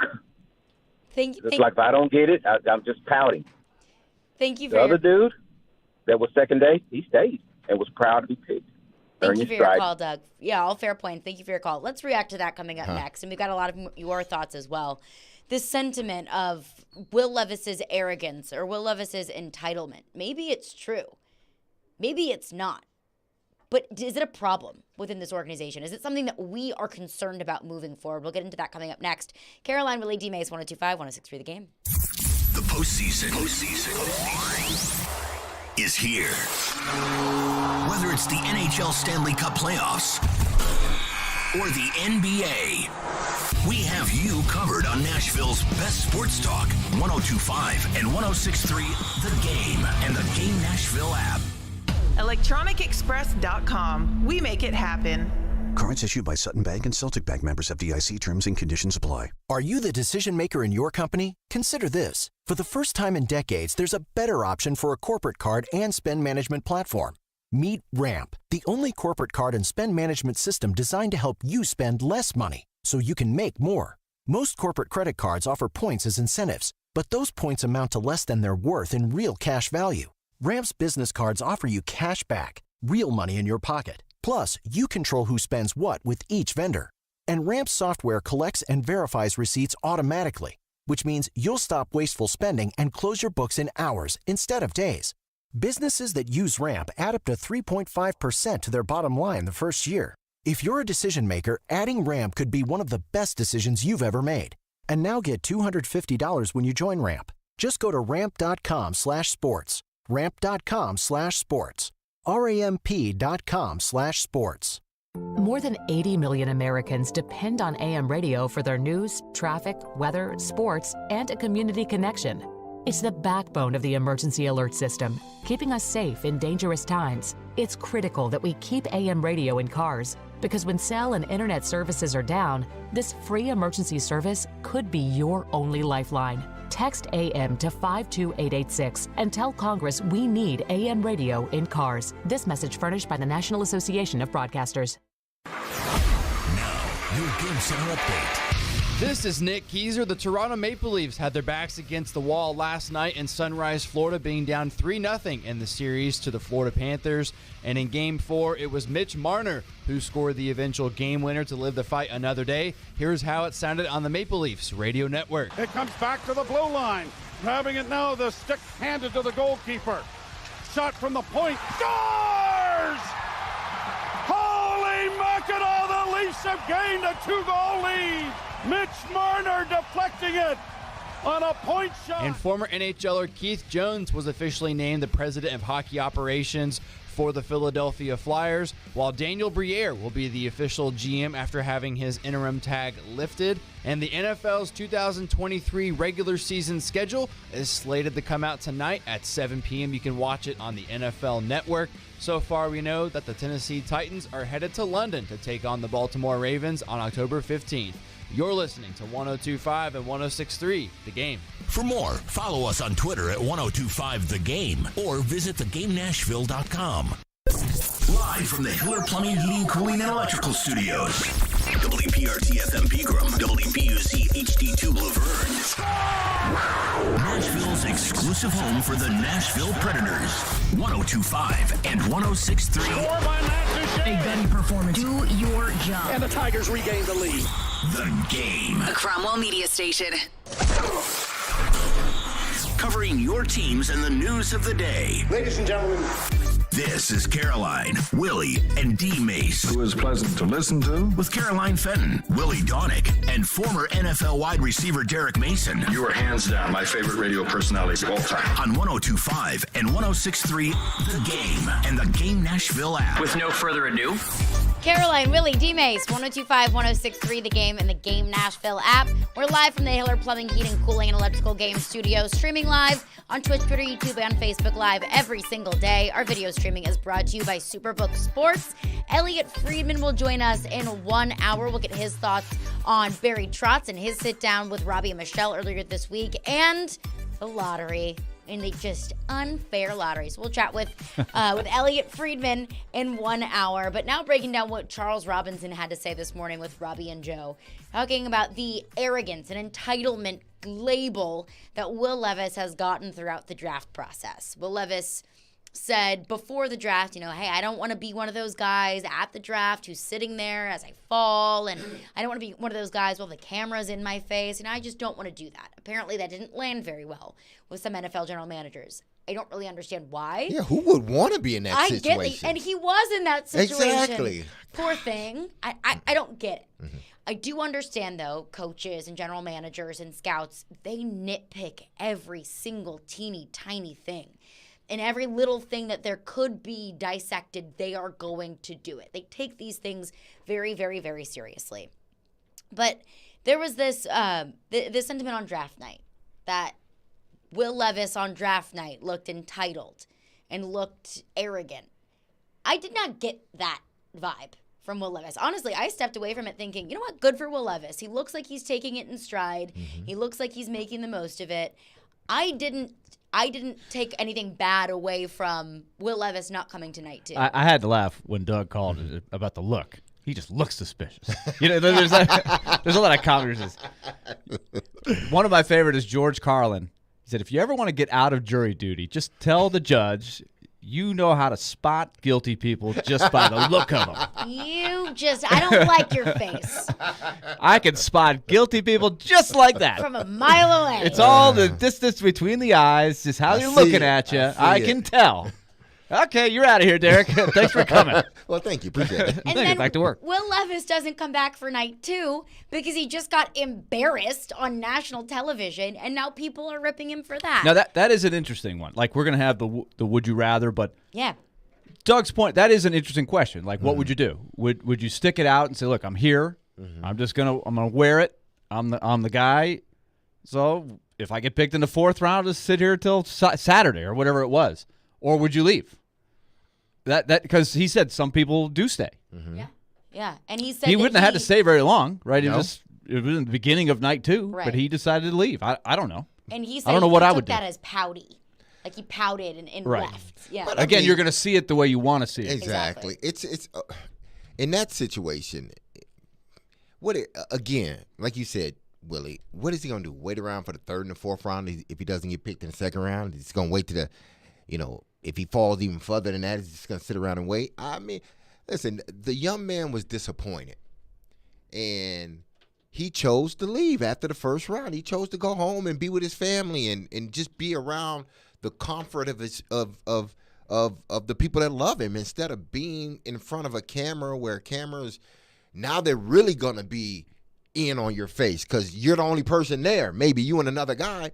So they're going to be zeroed in on you. Now, I don't want to have to go through having to fake smile all day and drum up conversations and all this other stuff, and everybody's nitpicking my every move and facial expression and all this stuff. I'm just going to go home. They're nitpicking the facial expression, and poor Will Levis, everything that he did on draft night and before draft night got picked apart. Even Rich Gannon, a former NFL general manager, didn't like the look on draft night with just a ridiculous zinger of a take from Rich Gannon. This was Rich Gannon. I think a little bit more humility would have helped him. He's got an amazing family, obviously a beautiful mom and sister and girlfriend. They were all with him in the draft room. My advice, maybe just one of the three and not all three. I mean, he came off looking a little bit like, this Don Juan, like, Joe Namath. I got, these three lovely ladies on my side. And again, I'm not trying to suggest that it's not okay to have your mom or your girlfriend, your sister. This is a big moment for these players. Well, isn't that what you're saying? Come on. That didn't make not one damn sense, Rich Gannon. Not one damn sense. Hey, and I want to say worse, but I can't. But that didn't make a damn sense. He's a Don Juan because he has his mom there and his sister. He has his mother. It's not his mom's and his sister's fault. Well, it's not his sister's fault that his mom is nice looking and his dad is probably nice looking, and it's not his mom's fault that her parents were nice looking. Damn, Rich Gannon, shut up. That's bad. Like it's like if you see, that's what we talk about. That's a bad take. That's what we talk about. When you don't like something when you don't like someone, you nitpick at every little thing. All those young men, they had the people that they felt were closest to them around them. I would love to have it like that. Hell, I would have loved to have been in that situation. It would have looked a little bit different. It would have been my brothers and, my then fiance and then, my mom and dad. Careful with both mom and fiance, Derek. Yeah, you're Maybe right about too that. many. Yeah. It's too many women. Good-looking women too in many one good-looking. room. You can't do that. But my thing is, I don't care. He had the people around him that supported him, that loved him. I don't care if they looked like the most beautiful thing in the world or they looked like a bag of chips that got ran over by a car about 30 times. It doesn't matter. They love you. They're there. If they were not good looking, as Rich Gannon said, would he have said anything about that? Probably not. I mean, come on. Like if he had brought his frat buddies, and they're out there drinking beer and have a keg or something, and then that's one thing. But it's just what he did was very normal. Yeah, exactly. Everybody. That was crazy. It's ridiculous. And basically, what Rich Gannon is implying is Will Levis fell down draft boards because his mom is good looking. I mean, like, we are reaching here. Wilson shouldn't have never got drafted. Well, he really shouldn't have never got drafted in the first round because of his play. But if you're basing it on the good-looking people around him, his mom was a nice-looking lady. Well, she shouldn't have been there, or he shouldn't have got drafted based upon what Rich Gannon just said. So basically, the label that has been placed on Will Levis of arrogance and entitlement, at least from what we know, what we have seen, the root of it has been he's got a good-looking family. Mm-hmm. He took a bag of chips. He posts pictures on Instagram of himself looking in the mirror, which, it's funny, but I get it. I get that. The vanity part of it. Yeah, he puts mayonnaise in his coffee, which is psycho. Quite questionable. Quite questionable. But all of these things, to your point, Derek, it just feels like we want to have this label on him. Mm-hmm. So anything we do, or he does rather, we'll just say, oh, well, that's the entitlement. That's the arrogance. Does Will Levis have some growing up to do? Yeah, he probably does. His social media practices could be refined a little bit. When you're a quarterback in the NFL, you can't be posting pictures of yourself naked in the mirror. But whatever. I think he has some growing up to do. Mm-hmm. But he's 22, 23 years old. A lot of these guys have a lot of growing up to do. And I think that this label is unfairly placed on him just based off of what we know. And even if the label is somewhat true, and let's just say it's somewhere there's some truth. He's a gigolo? No, okay. Don Juan, I believe. Yeah, is what Don Juan. Excuse me. Rich Gannon Excuse said. me. Yes. Was Don Juan a gigolo? Yes. Maybe. I don't know. Like when you look up gigolo, they say examples. Don Juan. It might be Will Levis now. Examples. Will Levis. According to Rich Gannon. Exactly. What about Rich? What about Rich back in the day? I don't know. Exactly. We don't know. Rich is just mad that his sisters aren't good looking enough. Exactly. That's what it boils down to. is. Yes. That's what it boils down to. But so. I think what doesn't kill you makes you stronger, right?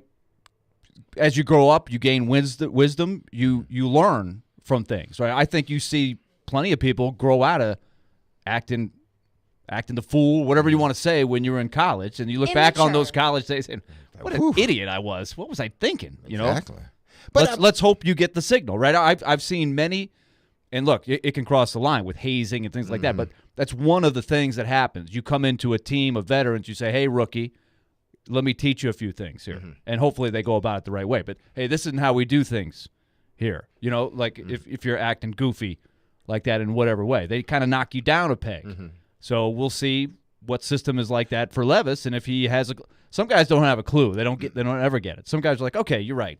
I got to knock off this silly stuff over here. But, okay. Next time I won't grab the chips. Yeah, next time I won't grab the chips. Next time I won't bring my mom and sisters with me when we go to a big event. Because Rich Gannon said so I should do it, okay? Don Juan would be a great nickname, though, for Will Levis. Yeah, if he ends up being awesome. DJ. We're going to give him that. We're going to give him that. Yeah. But, again, I want to see, because we're seeing the Will Levis post-season, like after the season.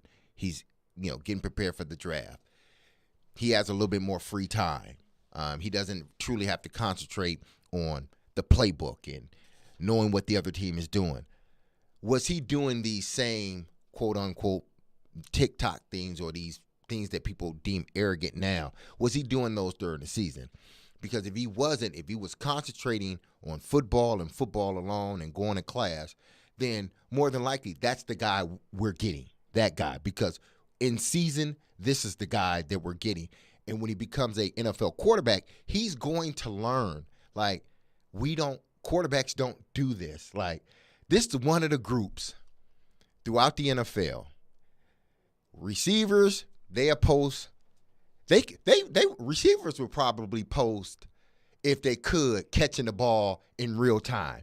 If they could have their Snapchat take them as they're catching the ball in the game, I think receivers would do that. Well, how many times do you see the guy look up at the jumbotron to watch himself break away? You look up at you see him look up. Running backs or defensive backs. Yeah. But quarterbacks are different. They understand that we may want to do these things, but we have too much on our plate, so we're not. Only thing you hear from quarterbacks is what? They're promoting, a charity event, or, they may say something after a game like, big win, fellas, something like that. But these 32 quarterbacks that are starting quarterbacks in the NFL, they're typically not on social media during the season. They're not, because they understand they have too much on their plate anyway. And I think Will Levis will learn that. That's why I said I need to see or know, was he doing these things during the season as well? Was he taking out the time to do all this social media stuff during the season? If he was, then he's going to have to change. That has to change day one. And I think that there's two different ways that you could look at it. Is this who he is as a person? Is this inherently his character? Or is this something that he's going to grow out of? Yeah. What do we think Mike Vrabel thinks about it? We'll get into that coming up next. And, of course, your thoughts, your calls, your texts as well, 615-737-1025. Caroline, Willy, D-Mase, 102.5, 106.3 The Game. Stuck at work without a radio? Wait a minute. Disastrous. I hate that. It's got to be there. That's okay. Download the Game Nashville app or go to thegamenashville.com and listen live. We are Nashville's best sports talk, 102.5 and 106.3 The Game. Men, this is Evan Bass for the Tennessee Men's Clinic. If you're suffering with erectile dysfunction or other sexual health issues, you need to know that there is no one-size-fits-all treatment because everyone's made differently. That's why our urologists and medical providers offer a broader array of treatment options and can even combine or adjust treatments for greater effectiveness. ED can result from aging, low testosterone, prostate issues, underlying medical conditions, and more. And understanding why you have ED is the first step in treating the condition. That's why you need to know your numbers and understand what other factors might be contributing, and then work with an expert to treat it. And that's where we shine. At the Tennessee Men's Clinic, we have protocols that are effective in nearly 90% of cases, which means we'll likely find the right treatment for you and you can get your sex life back. So call us. Your first appointment includes blood work and a medical consult. Call 615-208-9090 or go to TennesseeMen'sClinic.com. We have 2 offices to serve you, Midtown and Franklin. Visit our website to learn more, including side effects. Treatments extra, results vary. Hi, I'm Buddy Teaster, the CEO at Souls for Souls. We're a global not-for-profit based here in Nashville, and we provide shoes and clothing to people across the world. We're joining forces with 102.5 The Game for the 2nd annual Music City Celebrity Golf Tournament on June 7th at the Hermitage Golf Course. A portion of the proceeds from the tournament will provide new shoes to children experiencing homelessness right here in Nashville. Hope you'll join us for an afternoon of fellowship and fun, all in support of a great cause. Go to thegamenashville.com/golf for more information and to register. Do you have a VA loan? In this housing market, homeowners with VA loans have access to a ton of instant cash. Hey, Willy Donick here. Do you need cash to pay off credit cards and other high-interest loans? How does a check for 80 or 90 grand sound right now? Loan Pronto is helping veterans every day get the money they need with a quick and easy zero-cost cash-out refi with zero closing costs. With a VA loan, it's really cool because you can access up to 100% of your home's value. That's 100%. Use that money to pay off credit cards, home equity lines, car loans. Consolidate all your payments into one check per month and close in 2 weeks. Most homeowners who do this end up cutting their overall monthly payments by $800. And Loan Pronto's all-digital process makes it fast and easy. They're doing loans with super low APRs, and they love working with veterans. Call now. See what your options are. Call Loan Pronto, 615-499-5780. That's 615-499-5780, or go to loanpronto.com. Equal housing lender, NMLS 1661781, subject to lender approval. Ray Magliozzi here for eBay Motors. Okay, easy now. You're teaching your kid how to parallel park. Ouch!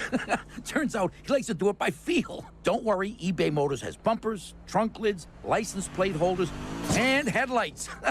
They've got lots of headlights. When you need parts, get it right the first time with eBay Guaranteed Fit. When you see the check, you know that part's gonna fit. eBay Motors, let's ride. Eligible items only. Exclusions apply. Want to see our smiling faces? You can watch us on Twitch, Twitter, YouTube, and Facebook Live. We are good to go. Presented by Superbook Sports, voted #1 sportsbook in Vegas.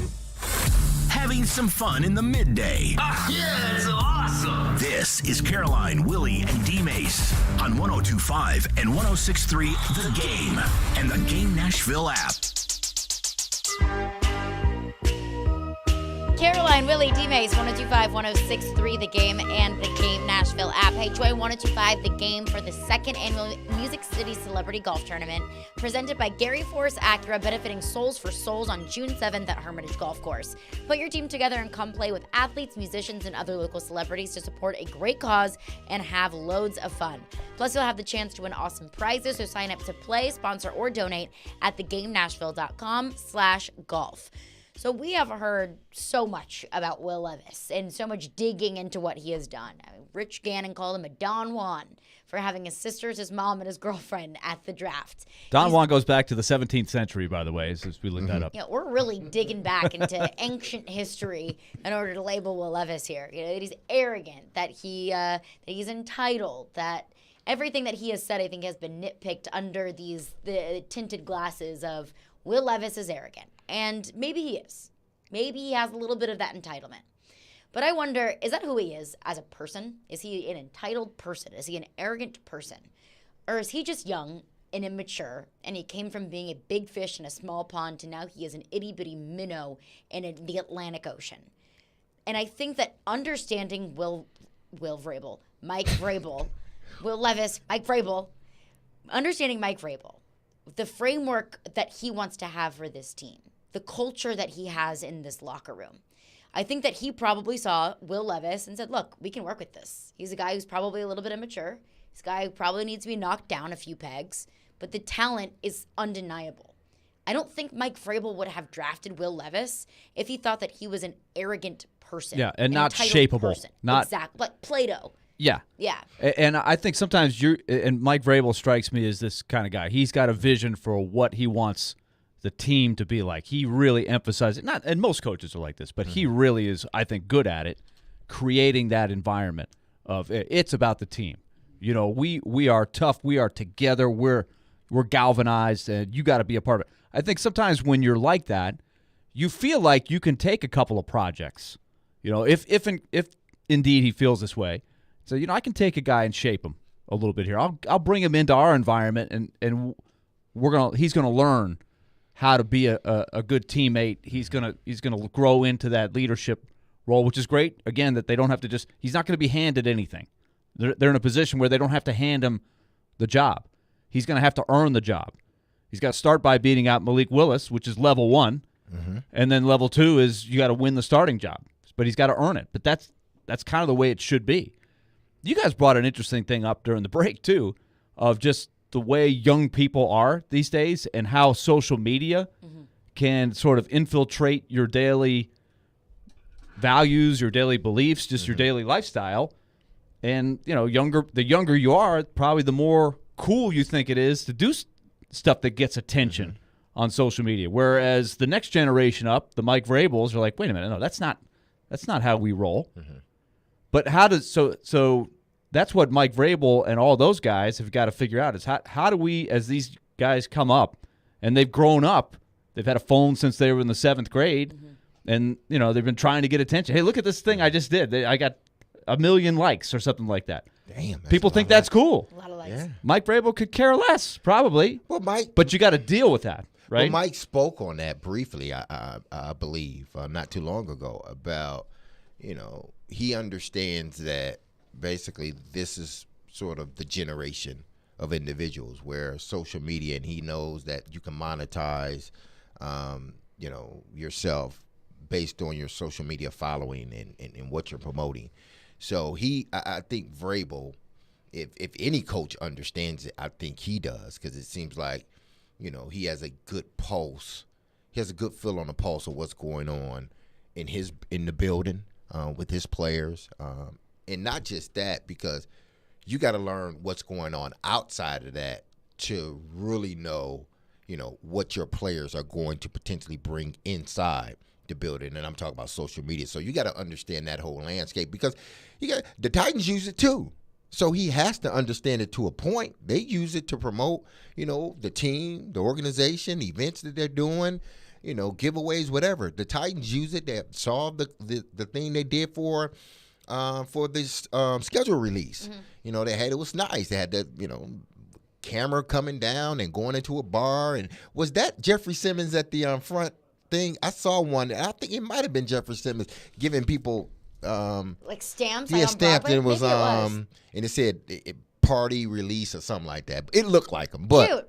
That's a cute. But it's you use social media to promote your brand. And Mike, I think, more than hell, probably a lot of other coaches, because he sort of is, we're all, and I say we, I mean myself, Willie, we're in that sort of in between where we got a bit of the old and we got a bit of the new too, and our kids are young enough where this is what they grew up in, so we understand. We may not like it all, but we understand it. And Mike, I think, understands that part. But he does want his quarterbacks or his players to know when we walk in the building, it's about work. Now, when you leave the building, okay, you have some things that maybe you have to do that may require social media. You might want to post something. That's cool. I'm fine with that. But when we're working, we're working. That's all it's about.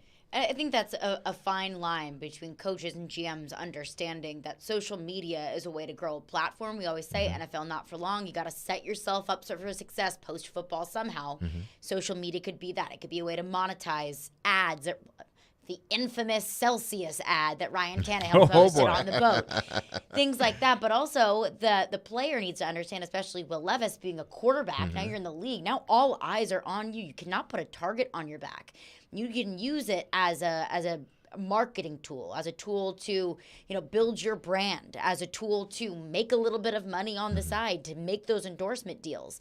But also understanding you can't be eating a banana with the banana peel on an Instagram live on a Saturday night when you're playing the Ravens on a Sunday. Yeah, you can't do that. There are certain, you got to grow up a little bit, that you can use that tool to your disposal, but you can't be posting pictures of yourself in a side by side, showing off your muscles. It's a give and take here. This is your job. You're a professional. We all, I grew up in the social media age. I had a MySpace in middle school. I grew up in this. When I became a professional, I had to understand that I can't post the things that I posted in college. Exactly. You got to grow up. It's your job now. And do you think it's different? Because I do. I think it's different for the quarterback as opposed to everybody Taylor else. Lewan, the lineman, who he's had his own version of these kind of wacky things. The brand, all of that stuff, right? But I think he started. I think he tapered down a little bit too. I do think he went through an evolution of that. Where's the right place for all of this? If that's your natural personality, but I do think the quarterback has got to look beyond just his own needs, because he is under the microscope like nobody else. Because it's what is it? Because it's a trickle down. It's taking an owner out. Obviously, the owner has to be sort of the standard. Like this is how I want my team to operate.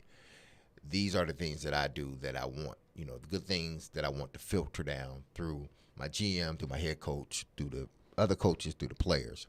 So the owner, then the GM is held to a certain standard where, you ain't going to see Rand Carthon putting out stuff on Twitter and all this other stuff. You might not ever see him put anything out. Someone may put something out for him that he's given the okay, but he's probably not going to sit there and write it, especially not now because he's so inundated with so much other stuff that's going on. So it goes from the GM to the head coach. Well, hell, Vrabel, I don't even know if Vrabel got an Instagram or anything else. You probably don't. I think he has a TikTok. I think he said that before. Well, you probably got a TikTok. So, and his kids probably got him to do that. But, and then from the head coach, who is it? The quarterback. The quarterback has to be that guy that no matter what, he stays on an even keel. He's putting his head in the book. He's doing all the things that you want your team to do. It's, okay, look at the quarterback. The quarterback is responsible. He's doing the things. He's here early, leave late. They always talk about that with quarterbacks, okay? Then if you want to have you got to emulate the quarterback in a sense. Some of the things, hard worker, in early, out late. These are the things that you have to do. And you hopefully what the quarterback does, it trickles down to the team, and then you have success from there. So the quarterback is always going to be held. I think of any other sport out there, the quarterback is held to such a standard that sometimes some guys can't handle it, because it's almost like you got to be squeaky clean. Like you can't truly be yourself because you always have eyes watching you, and you can never make a slip up, because if you make a slip up, then everybody's pointing their finger and everybody's ridiculing you or whatever. So you got to be careful as a quarterback, what you do, what you say, how you act, what face you make. All this stuff. It comes with the territory. Yeah, it comes with it. And I think that's something that Taylor Lewan learned, is it's really fun to be that social media podcasty guy when you're playing well. And then we saw after that Arizona game a couple years ago, it turned really quickly. Yeah. And the pro podcast people all of a sudden turned to, well, get your butt off the podcast and start practicing and start playing well. And for a quarterback, it's double, triple that, for sure. Totally. And maybe that's the lesson for Will Levis here before he gets started. Maybe that would be the best thing for him, to realize, you know what, whatever I'm getting from this social media is not worth it, because it's just, people are going to pick apart what you wear to the press. If you think they're picking apart what you're doing now, it's the same thing is going to be if and when he earns the starting job. They're going to pick apart what he's wearing to the press conference, how he acts after games, how he acts at press conferences. Just welcome to the world. This is life's lesson number one as a pro. You see what they did to Malik Willis when he got up there 100%. After a game? They tore him apart. Totally. By his response. Well, and I'm not going to sit here and try to defend him whether it was good or bad, but those are the things that happen when you become or a starter at that position, or you're starting a game at that position. You got to be very careful when you go in and answer those questions, how you answer them. You may not want to answer them, but you got to answer them a certain way anyway. Welcome to the NFL. Absolutely. And speaking of some pre-draft controversy, there's another player in this year's draft that was dripping in controversy going into the draft, and it just got even more complicated. We'll get into that coming up next. Elliot Friedman in 30 minutes. Caroline, Willy, D-Mase, 102.5, 106.3 The Game. Friday night. Gravel to the top of the left circle. Shots, he scored! The Milwaukee Admirals open up the second round in the AHL playoffs against the Texas Stars. Follow the future Preds here. Coverage begins at 7 on your home for Smashville. 102.5 and 106.3 The Game and the Game Nashville app. When the game goes into overtime. But the game goes into overtime. Bud Light, easy to drink, easy to enjoy. Pick up Bud Light at your local convenience store today. Enjoy responsibly. Anheuser-Busch, Bud Light Beer, St. Louis, Missouri. Spring into action. Take the short drive to Social Furniture on the West Side. You'll be amazed with Social Furniture's huge selection of top quality, name brand furniture. Social Furniture has your dream furniture on sale now during our spring home makeover sale. Why shop at Social Furniture? Great furniture, great service, great prices. Full service, hassle-free delivery, and interest-free financing with no money down. Make Social Furniture a great place to furnish your home. If you want a deal, don't wait, shop now. I shop at Social Furniture because of the money I saved and the way I'm treated. Nashville is now home to an award-winning full-service spa, Mocara, located in the beautiful Omni Nashville Hotel. Features a wide range of signature services, including massage therapy, body and facial treatments, and yoga. This Mother's Day, treat your mother to a relaxing day at Mocara Spa. She deserves it. Purchasing your Mocara Mother's Day gift cards is easy. Go to omnihotels.com/Nashville or simply stop into the spa located on the 4th floor of the Omni Nashville Hotel, 250 5th Avenue South. For more information, simply call 615-761-3600. Cards issued by Sutton Bank and Celtic Bank, members FDIC. Terms and conditions apply. Are you the decision maker in your company? Consider this. For the first time in decades, there's a better option for a corporate card and spend management platform. Meet Ramp, the only corporate card and spend management system designed to help you spend less money so you can make more. Most corporate credit cards offer points as incentives, but those points amount to less than their worth in real cash value. Ramp's business cards offer you cash back, real money in your pocket. Plus, you control who spends what with each vendor.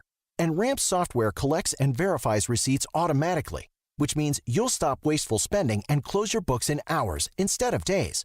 Businesses that use Ramp add up to 3.5% to their bottom line the first year. If you're a decision maker, adding Ramp could be one of the best decisions you've ever made. And now get $250 when you join Ramp. Just go to ramp.com/sports. ramp.com/sports. ramp.com/sports. Tuning into the baseball game, monitoring the incoming storm, catching your favorite talk show. These are just a few of the reasons more than 80 million Americans depend on AM radio each month. And did you know AM radio is the backbone of the emergency alert system, keeping us safe in dangerous times? It's reliable, free, and public safety depends on it. Text AM to 52886 and tell Congress we need AM radio in cars. This message furnished by the National Association of Broadcasters. Buffalo Bill's Center of the West in Cody, Wyoming welcomes you as you enter Yellowstone Park's East Entrance. 5 museums in one, including a wonderful Plains Indian Museum. Welcome to the West. Buffalo Bill's Center of the West, Cody, Wyoming. 102.5 and 106.3 The Game has an all-star lineup Monday through Friday.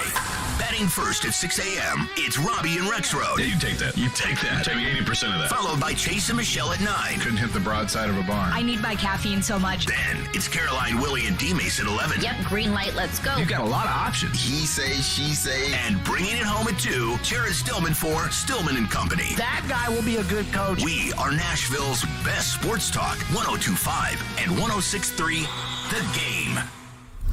Hey Nashville, this is Vanderbilt football head coach Clark Lee. You're listening to Nashville's best sports talk, ESPN 102.5 The Game, and the Game Nashville app. Caroline, Willy, D-Mase, 102.5, 106.3 The Game, and the Game Nashville app. You can tune in for Nashville Sounds Baseball tonight at 6:35 p.m. on 94.9 The Fan. The Sounds take on the Gwinnett Stripers, the AAA affiliate of the Atlanta Braves. Sounds Baseball on 94.9 The Fan, presented by 312 Pizza, Farm Bureau Health Plans, and Family Leisure. So we know the situation with Jalen Carter. Of course, Georgia defensive tackle, taken 9th overall by the Philadelphia Eagles. Fantastic football player. But he was dripping with controversy going into this NFL draft because of the lawsuits that were open and the situation that he was involved in. This goes back to a horrible and tragic accident that involved a former Georgia, I believe, offensive lineman and a Georgia member of the recruiting staff. Those two, unfortunately, passed away in a car accident, and Jalen Carter was involved that night. They were drag racing. They were going over 100 miles an hour. There was alcohol involved, at least in the car that unfortunately wrecked and killed both of those people in the car, the former player and the member of the recruiting staff. So we know that as of a couple of months ago, Jalen Carter will receive no jail time, at least where it stands right now.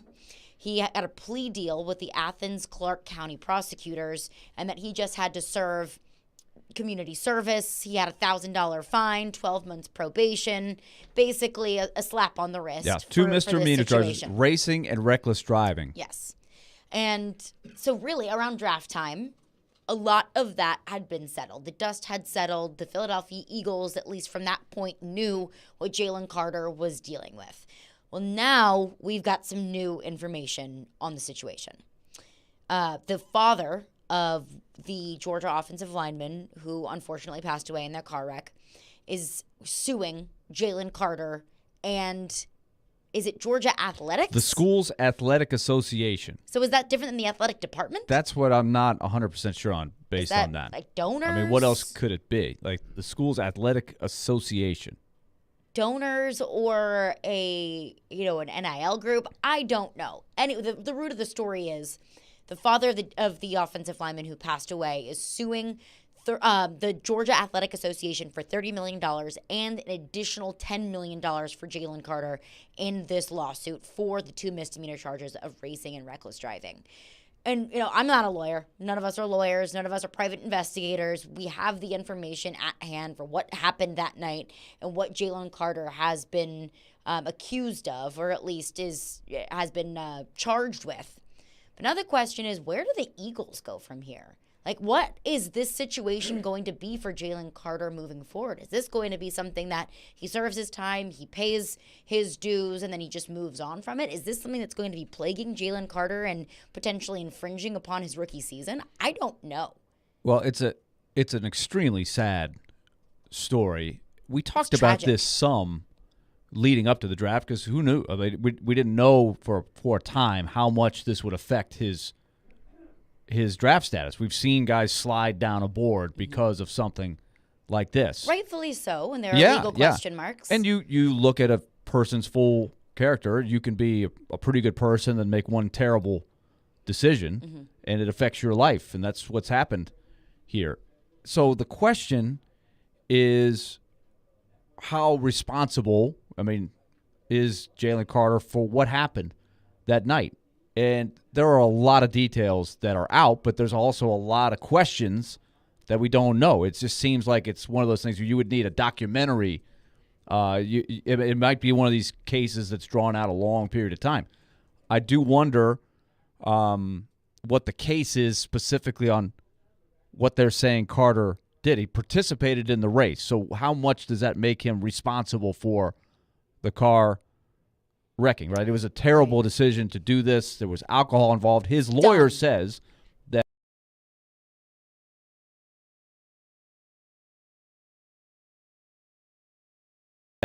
and he said he did not leave the scene of the accident. He was told he could go home.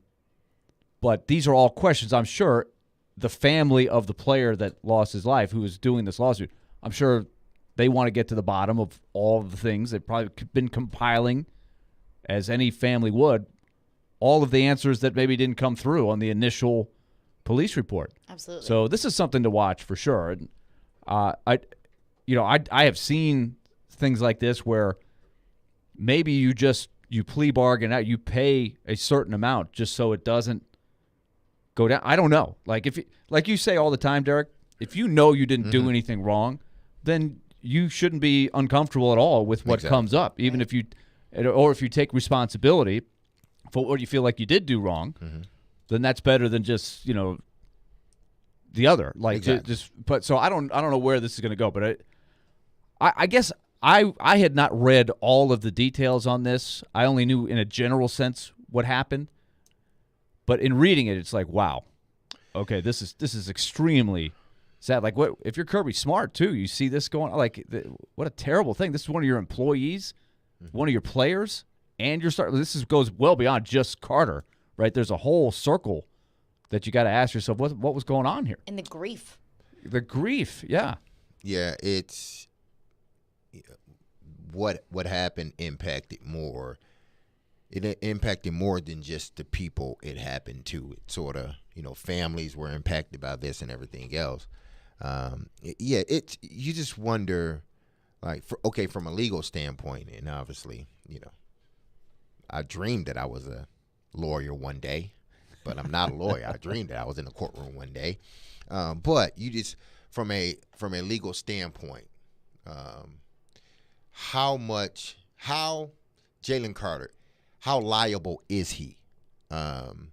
If, two adults, young adults, and they could have been, drinking, I don't know. At least we don't know from Jalen Carter because I don't think they did a test. He didn't perform. So his lawyer's point is, look, they investigated. They only charged him with the misdemeanors. Yeah, for if he had done something way worse, they would have charged him with vehicular homicide and far more serious offenses, felonies, and stuff like that. Exactly. So you just don't know like exactly what happened from Jalen Carter's standpoint. Like, okay, you're speeding, both of you are racing, drag racing. For one, did y'all get in the car and say, let's race? Okay. If we did not do that, we both get in our cars and we're both headed in the same direction. Who started racing first? Who started? Because we know how this goes. I mean, listen, I've been there. When you're with your buddies and you got a fast car, even as an adult, it's you see clear, nothing's around.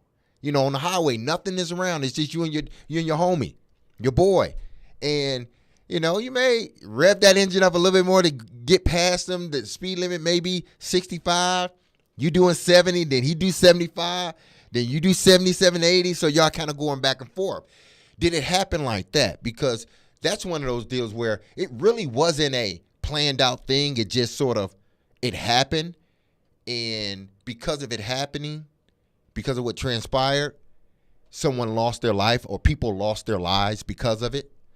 But how was Jalen Carter, how did he affect the other car? Did he, as they were speeding, did he clip the car? Well, this is what... It needs all the things we don't know. This is what the police investigation has put out there. It was 2:30 a.m. They left downtown Athens. They went out to this road.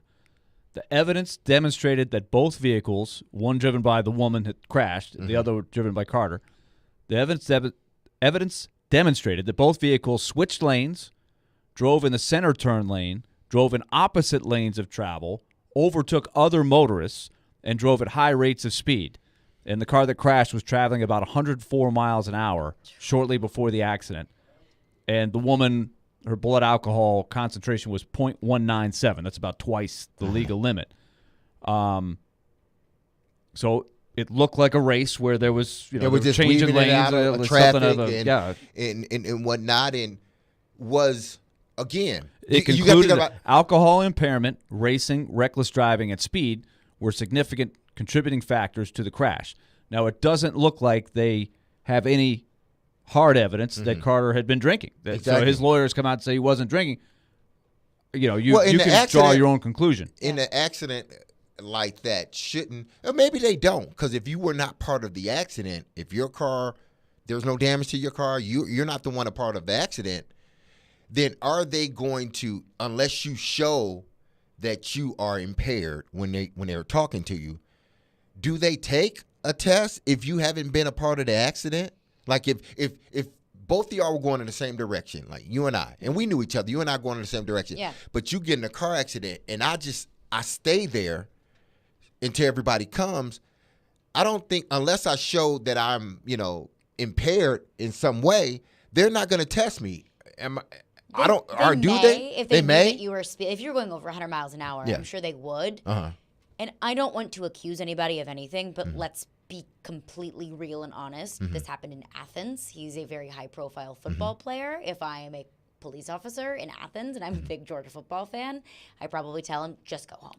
Like, You just do wonder. We can't jump to that conclusion, I'm not but gonna we make the do assumption, wonder: but- did he get some preferential treatment, the benefit of the doubt, something? Because whatever the investigation put, obviously it was not satisfactory to the family of the player that died. But again, Like it goes they to- think there's something more. Otherwise, you don't go through the lengths to try to sue. No, and you're right, but it For goes that amount of to money. For that amount of money. like, okay, if all three of us were, I don't know, jumping. Like I used to do back when I was little. I used to jump from building to building. Like, Oh, 'cause, goodness gracious, Derek. Yeah, I used to do that. Like my school building, they were close, and me and my buddies. How high up we talking here? Oh, we're talking high. we're talking about a middle school. Oh, talking Spider-Man here. Yeah. Gosh. So, but Parkour. they were not like that far apart from each other. The buildings were not, but they were big buildings. So if me and my buddies are out and we decide, all right, we're gonna climb on top of the school was Columbus back in the day. It was right across the street from my school. They had the kindergarten, the elementary, and then the middle school. So it was all right there. So sometimes like during the summer we ain't had nothing to do. Parents is at work, doing stupid stuff. We decided to get on top of one of the buildings and jump from one building to the next. Well, we all felt we could make it, and we did. But what Obviously. happens if one person jumps and doesn't make it, ends up falling, kills themselves, hurt themselves real bad? Can you then blame me for that because they chose to do that? You see what I'm saying? Yeah. That's unless there was some that's other a central question of the case. I'm sure, exactly. right? Unless there was some other circumstances involved in it. So It's a difficult situation. And I know that the Eagles are keeping that in mind, and that's something that you have to keep in mind when you draft a player or you get involved with a player that does have legal proceedings ahead of them. So we'll continue to follow that and keep everyone updated. But let's have some fun coming up next. Caroline, Willy, D-Mase, 102.5, 106.3 The Game. This fall, Andy, 24 to 21, your final. the game All by himself for a one-hand flash. gets bigger. The doors on the board. Your new home for Vanderbilt Athletics is 102.5 The Game and 94.9 The Fan. Football, men's basketball, baseball, and women's basketball all live here. Your home for Vanderbilt Athletics is 102.5 and 106.3 The Game and 94.9 The Fan. In football, we all take our hits, but protection, that keeps you in the game. That's why I always wear a helmet and pads on the field. Life, too, comes with risks. So I got vaccinated and boosted for COVID-19. Hi, this is former Tennessee Titans tackle Brad Hopkins. Talk to your doctor. Get the information you need to make an informed choice. Gear up, Tennessee. Protect yourself and your family against COVID-19. For more information, go to nflagearup.org/Tennessee. B&B Flooring has a goal to bring your dream floor to you. Over 30 years running and locally owned and operated, B&B Flooring's full-service, commercial, and residential team will handle anything from tile, luxury vinyl, carpet, hardwood, rubber, and all commercial products. Visit their showroom at 2204 Northwest Broad Street in Murfreesboro or check them out at bnbflooringtn.com to make your flooring selection today. Call 615-216-0551 and schedule a free quote at your home or office. We got you covered. Golfers. Since 1968, Edwin Watts Golf Shops has been your go-to store for golf gear for Mother's Day. Come check out the latest in women's apparel, shoes, bags, balls, clubs, and more for the perfect gift for mom. This year, we're featuring ladies' Callaway Reva sets for $100 off. Get mom custom fit for free today. Edwin Watts Golf Shops, home of the 90-day satisfaction guarantee. Shop us in store or online at EdwinWattsGolfShops.com. Imagine you're looking at a balancing scale with everything you do for other people on one side and everything you do for yourself on the other side. If it isn't balanced, maybe it's time to spend a little more time on you. And therapy is a great place to start. BetterHelp connects you with a licensed therapist online who can help you find that balance and stick to it. Visit BetterHelp.com/score to get 10% off your first month. That's BetterHelp.com/score. Hey, it's Jared. If you're listening to us on I-24 towards Murfreesboro or I-65 towards Spring Hill, make sure you check out 106.3 for another great way to hear Nashville's best sports talk. Nashville's radio version of The Odd Couple. This number makes more sense. It does not make more sense. It's absolutely. Robbie Stanley and Joe Rexrode are Robbie and Rexrode. Yay, we win. No, we don't. We lose. No, I disagree. Robbie and Rexrode. Mornings from 6 to 9. If you're good enough, you're good enough. It's absurd. Presented by TJ Anderson Homes of Benchmark Realty on 102.5 and 106.3 The Game and the Game Nashville app. This is Caroline, Willy, and D-Mase on 102.5 and 106.3 The Game and the Game Nashville app. It is time for another edition of Would You Rather. D-Mase is in the questions chair this week. Sports and non-sports hypotheticals. What would you rather do? D-Mase, What do the y'all floor is want? now yours. What do y'all want first? Sports or non-sports? Let's do non-sports first. Okay. All right. I have one for you. Wrote it down. All right. Here's a good one. Now, you have to know the characters in all of these, like these two groups. You got to know the characters. Okay. Because if you don't know the characters, it's going to be hard for you to sort of answer the question. So, first, would you rather team up with Wonder Woman and her crew, which is they are the Marvel. They're Marvel. No, they're DC. They're DC. They're DC. Yeah. DC. Or would you rather team up with Captain, was it? Wonder Captain Woman. America? Yeah, Captain America and his crew. Okay, so the Marvel crew. Yeah, the Marvel crew. So it's like the Super DC, Friends? Yep. Either you team up with DC or you team up with Marvel. The Avengers. Yeah, the Avengers. Yeah. Which one would you rather team up with? Well, let me see which one is which, man. first of all. Okay, I'm a DC guy. Yeah. So you that's- know the I characters, yeah, Batman, yeah. And Superman. I love both. I'm Aquaman. Yeah, I'm a total sucker for all of these movies. I've spent a lot of money on some bad superhero movies. I've seen them all too. Some don't are worry better about than the others, but I love them. I love them. Mm-hmm. So I have always slanted slightly towards the DC crew from a kid. Okay. I mean, I love them both, but if I got to choose, I'm going Super Friends. Wonder Woman, Batman, Okay. Superman, Aquaman. But and see, the down line. argument with Batman is he really doesn't. Is he really a superhero? He's a vigilante. That's kind of what's fun about it. Yeah. Is he's supposedly just a regular guy that doesn't have With a bunch of anything money. magical, right? But he creates all these things. Like, in theory, we could all become Yeah. Batman if we put the work Bruce in. Wayne, And yeah. If we're It quadrillionaires. just we didn't need any, divine or alien or get bit by a radioactive spider or anything. We're not Exactly. mutants. Absolutely. So this is tough for me. Now, Wonder Woman's got some special. Yeah. See, Wonder Woman's Yeah. different. She's like the yeah. Superman equivalent. Exactly. She's got special Aquaman is powers. different. Yeah. Okay. So there are really only two superhero franchises that I have followed and movies that I have loved: Spider-Man and Batman.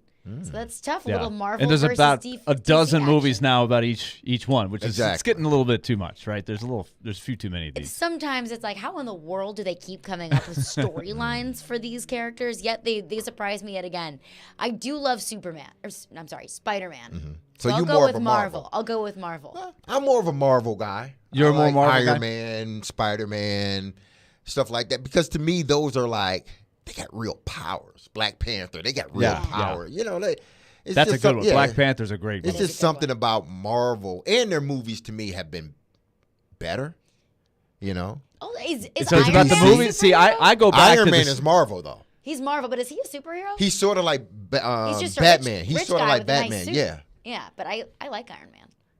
Oh yeah. Well, I'm more partial to the cartoons and the comic books going. So that's where I was shaped. So when these movies started coming out, I was like, all right, let's see how they do this, because I've got my image of what Batman is from how I was shaped as a kid. So it's always interesting who puts these movies together.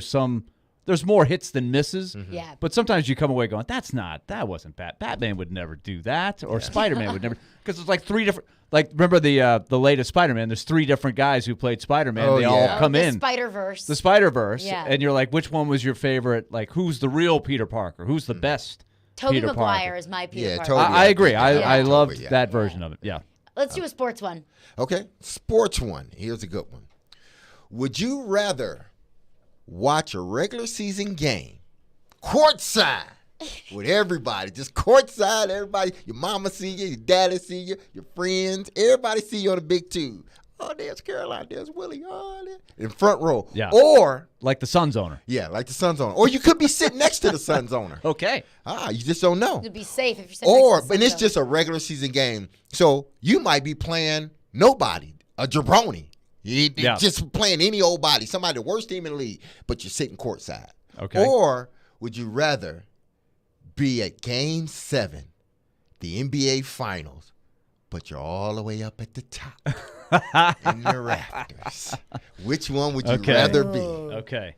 Which game would you rather be at? I love that. That's a great question. That's a tough one because I feel like both is kind of a once-in-a-lifetime opportunity or like a really cool opportunity sitting courtside or Game 7.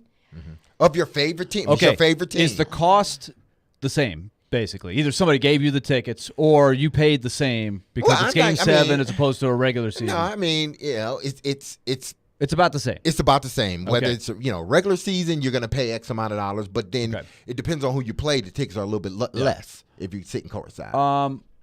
I think I would take the Game 7 just because I don't know if I'd ever get another chance to go to Game 7. I think the chances may be better down the road of finding some random game where I could get in the front row. Game 7, if it's a game that I cared about, I think I would.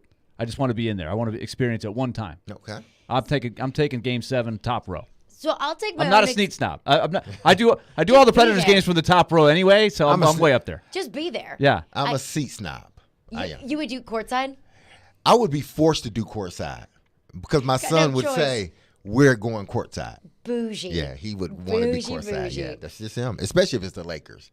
Oh, It's absolutely. a no-brainer. You gotta Just to be near the guys like that. Absolutely. That is a cool experience. Yeah. Just it doesn't matter who you're playing if when you're that up close and personal and you can see the game from that level. Exactly. But like my favorite team, LSU football. I've been, at the sidelines covering the games. I'm right there by the bench for like LSU Syracuse, LSU UAB for some jabroni games. But I was at the national championship game in New Orleans when they played Clemson, and I'm in the press box. So I am at the absolute top. I'm in the absolute nosebleeds. Give me the nosebleeds in the national championship any other day. Being sideline is cool, but being in the environment of those big games, there's just nothing like it. Yeah, if I'm with my son, he's going to want to, sit courtside again, especially if He's LeBron's not paying for the playing. tickets. Yeah, he's not paying for it. I am, but especially if it's LeBron, he would want to sit courtside. So if I'm with him, we got to sit courtside. If I'm with my boys, then let's sit up in the rafters, Game 7, and just enjoy it. Because I think you may not get that opportunity again. Your team may not be in a Game 7 again at that magnitude. And you get to say for the rest of your life, I was there. I was there. At Game Yeah, 7 I when was the at that Lakers game. won. I was there. So we got one more. Let's get one more in. All right. Oh, we got another. So- one. Man, I thought I turned my brain off. I got to turn my brain back on. Here's a good one right here. So, would you rather find true love today? You already got true love, Willie. You already got true love. So I may be ineligible for this question. Exactly. Caroline, you may have true love too. I'm not going to say that. do. You have true love too. I So think I do. I think we all do. But would you rather find true love today or win the Mega Millions next year? Next year. And we're Come talking about a on. big purse next year. Which one would you rather Right, have? you Find know. true love today. True love. You know how that is, Willie. You have it. You know how it is. I you know my answer then. Yeah, you by default it better be. He's afraid Aaron's listening. This is we're live. We're live, baby. Could I win the Mega Millions and then take No. my true love around in my Bentley?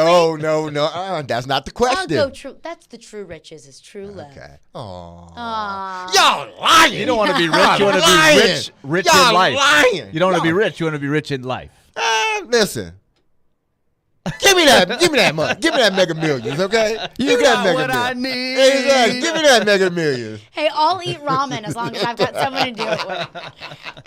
We will chat with Elliot Friedman, Sportsnet, and the 32 Thoughts podcast coming up next. Caroline, Willy, D-Mase, 102.5, 106.3 The Game. ElectronicExpress.com. We make it happen. Gear up for spring at Coleman Tractor Company with Kubota zero turns and subcompact tractors in stock now and ready to work. Mow, dig, haul, and lift with the Kubota BX23S tractor loader backhoe. Now through June 30th, save up to $2,500 on BX23S models. Visit Coleman Tractor in Paris, Clarksville, Nashville, and White House today. Now through June 30th. See KubotaUSA.com for more information. You don't have just an ordinary mom in your life. She's the best. Her work never stops. Her sacrifices are many. Her love is unfailing. This Mother's Day, Genesis Diamonds invites you to join us in celebrating and appreciating the mothers in our lives. Stop in and let one of our trusted advisors help you find a special, meaningful gift. Layering necklaces, stackable rings, eternity bands, pearls, elegant diamond pendants, and of course, stunning diamond earrings. Great Mother's Day ideas for any budget. There's no doubt we love Mom, but sometimes a little extra appreciation goes a long way as a thank you for helping us through challenges, making sacrifices, and always putting the family first. So whether it's her first Mother's Day or her 60th, Mom deserves a gift that's anything but ordinary. And at Genesis, that's our specialty. Exquisite rings, earrings, bands, bracelets, heirloom pieces. Timeless gifts of jewelry that she can enjoy and cherish for decades to come, and always be reminded of how special she is to the family. Genesis Diamonds, online at genesisdiamonds.net. Now, your Game Center update. This is Nick Keiser. The NFL's 2023 regular season schedule is slated to come out tonight at 7 p.m. on the NFL Network. So far, we know that the Tennessee Titans are headed to London to take on the Baltimore Ravens on October 15th, and the Nashville Predators and Barry Trotz are evaluating head coach John Hines. ESPN senior NHL writer Greg Wyshynski joined Chase and Michelle today and shared his thoughts. Look, I think he's got a lot of respect in the coaching community. I don't think he's a top-tier elite coach necessarily, but I could see a situation where, just because of familiarity's sake, they run it back with him in the last year of his deal with a short leash. And the Nashville Sounds are back on the diamond tonight at First Horizon Park, taking on the Gwinnett Stripers. Pre-game starts at 6:20 p.m. on 94.9 The Fan. You're listening to 102.5 and 106.3 The Game. For more, follow us on Twitter at 1025 The Game or visit thegamenashville.com. Live from the Hiller Plumbing, Heating, Cooling, and Electrical Studios. WPRT FM Pegram, WPUC HD2 Laverne. Bobby and Rex Road. Chase and Michelle. Caroline, Willy, D-Mase. Stone and Company. Nashville's best sports talk. Crank it up. 1025 and 1063. Crank City score. On both sides of the one big possession. Touchdown, Middle Tennessee. The Game. A Cromwell media station. Covering your teams and the news of the day. Ladies and gentlemen, this is Caroline, Willy, and D-Mase. Who is pleasant to listen to. With Caroline Fenton, Willie Donick, and former NFL wide receiver Derek Mason. You are hands down my favorite radio personalities of all time. On 1025 and 1063 The Game and the Game Nashville app. With no further ado, Caroline, Willy, D-Mase, 1025, 1063 The Game and the Game Nashville app.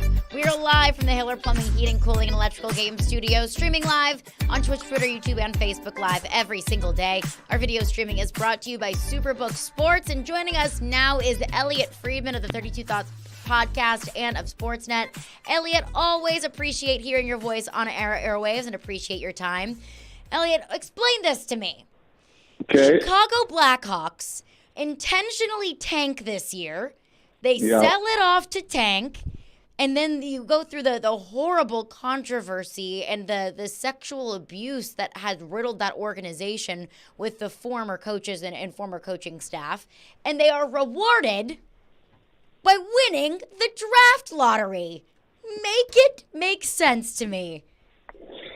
I don't think anyone's going to be able to. Look, I don't think obviously those two are not the same things. Of course. I don't like tanking personally, Carolyn. If you take a look at it, it happened in a lot of places, and it's happened pretty consistently throughout the NHL. I mean, the year of Connor McDavid, there was a lot of tanking going on. The year with Austin Matthews, there was tanking going on. This year there was definitely tanking going on. I don't like it, but it happens. And some other leagues, including the NBA, are riddled with tanking. And it's, I'm not crazy about it.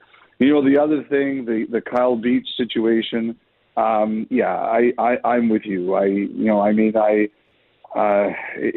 wasn't crazy about it when I saw it, and I have no doubt that there are people who lived through that or had to deal with the repercussions of that it's very painful for them to see it. And you can't go back and change it in terms of the penalties that were given. But I don't think you're alone, Carolyn. I think there's a lot of people who look at it and don't feel great about it, and I'm one of them. Just a horrific situation there. Speaking of that, with the first overall pick and winning the draft lottery, it seems pretty good as done that Connor Bedard will be a Chicago Blackhawk. Is he as advertised? Oh yeah, he's legit. There's a reason that. There's a reason, Carolyn, that there were teams doing this year. Over the last couple of years, you could see the talent. You could see the competitive nature of them. I understand Nashville's amateur scouts are in town this week meeting, and I'm sure if you asked them, they would tell you the same thing. We saw him at the World Juniors this year. He was incredible. He has really good reputation, too, for the way he is off the ice. For example, when they won the World Juniors this year, he was asked a question, and he talked more about his teammates than he talked about himself. His junior team this year in the Western Hockey League, they were called the Regina Pats. They were not a great team. They were not. They were a low seed in the playoffs. They weren't a contender for the championship. They lost their first round in 7 games. He was unbelievable. But during the year, there was this big controversy about should he be traded to a team that had the better chance to win the Memorial Cup, which is the Canadian Junior Championship. And he refused. He said he wasn't interested in the debate. He wasn't interested in being traded. He wanted to play the year out with the same team. I think a lot of people kind of understood after thinking about it why he felt the way he did. So he's a really talented guy. He's a great player. He will be a great player. But I think also that his makeup has scored a lot of points too. Elliot, now Trotzy was on. Barry Trotz was on one of our morning show not too long ago, and they asked him about John Hines and where is he at in this process with John Hines, and he said he's still evaluating the situation, still evaluating the coach. How do you take that? Because we are a month and a half removed from the season, and when they did their press conference right after the season, Barry came in and said, "Listen, I need to evaluate the coaching staff and everything else, and then I'll make my determination based on that." But now we're a month removed from that, and you're still in that evaluation stage. What do we make of that? I will say this, Derek. I think it's unusual. As I said to you last week, the biggest challenge is there's no resume of Barry Trotz as a general manager to understand what his history is and what this should mean. So we're getting a live lesson right now into how he thinks, what his process is, and we can't compare it to anything he's done in his past, which is why I won't jump to conclusions on it. As I said to you, it is unusual. This doesn't normally happen. However, I made sure I listened to the clip that was posted on your Twitter feed, and it doesn't it says to me that it's still more likely than not that Hines is coming back. I could be totally wrong about this, but I didn't hear anything there that made me think that John Hines is in danger of being let go. I do wonder about the overall, and this is purely my opinion, I wonder about the overall composition of the coaching staff. Could some changes be being made that way? Is Trotz the kind of guy who would be the person who would say, if I'm making an announcement, I'm making one, at the same time. We're not doing this in stages. We're doing it all at once. That's something I've thought of. But based on the quotes I heard the other day, I didn't get the impression that it sounds like he's leaning towards making a change. I think the one thing that I'm still curious about here is if Hines is coming back, is he going to go into the last year of his deal, or are the Predators thinking of extending him in any way, shape, or form? Elliot Friedman is with us. Elliot, another thing that Barry Trotz said in the interview, it's just fun to listen to him talk hockey. And this is the kind of thing you guys get into sometimes on your podcast. But one observation he made about the playoffs, and there was another example last night, he said he's noticing more lopsided games, and his theory is there are teams that are young, a little more skill-based, and they gamble more. The risk and reward, they're taking more risk.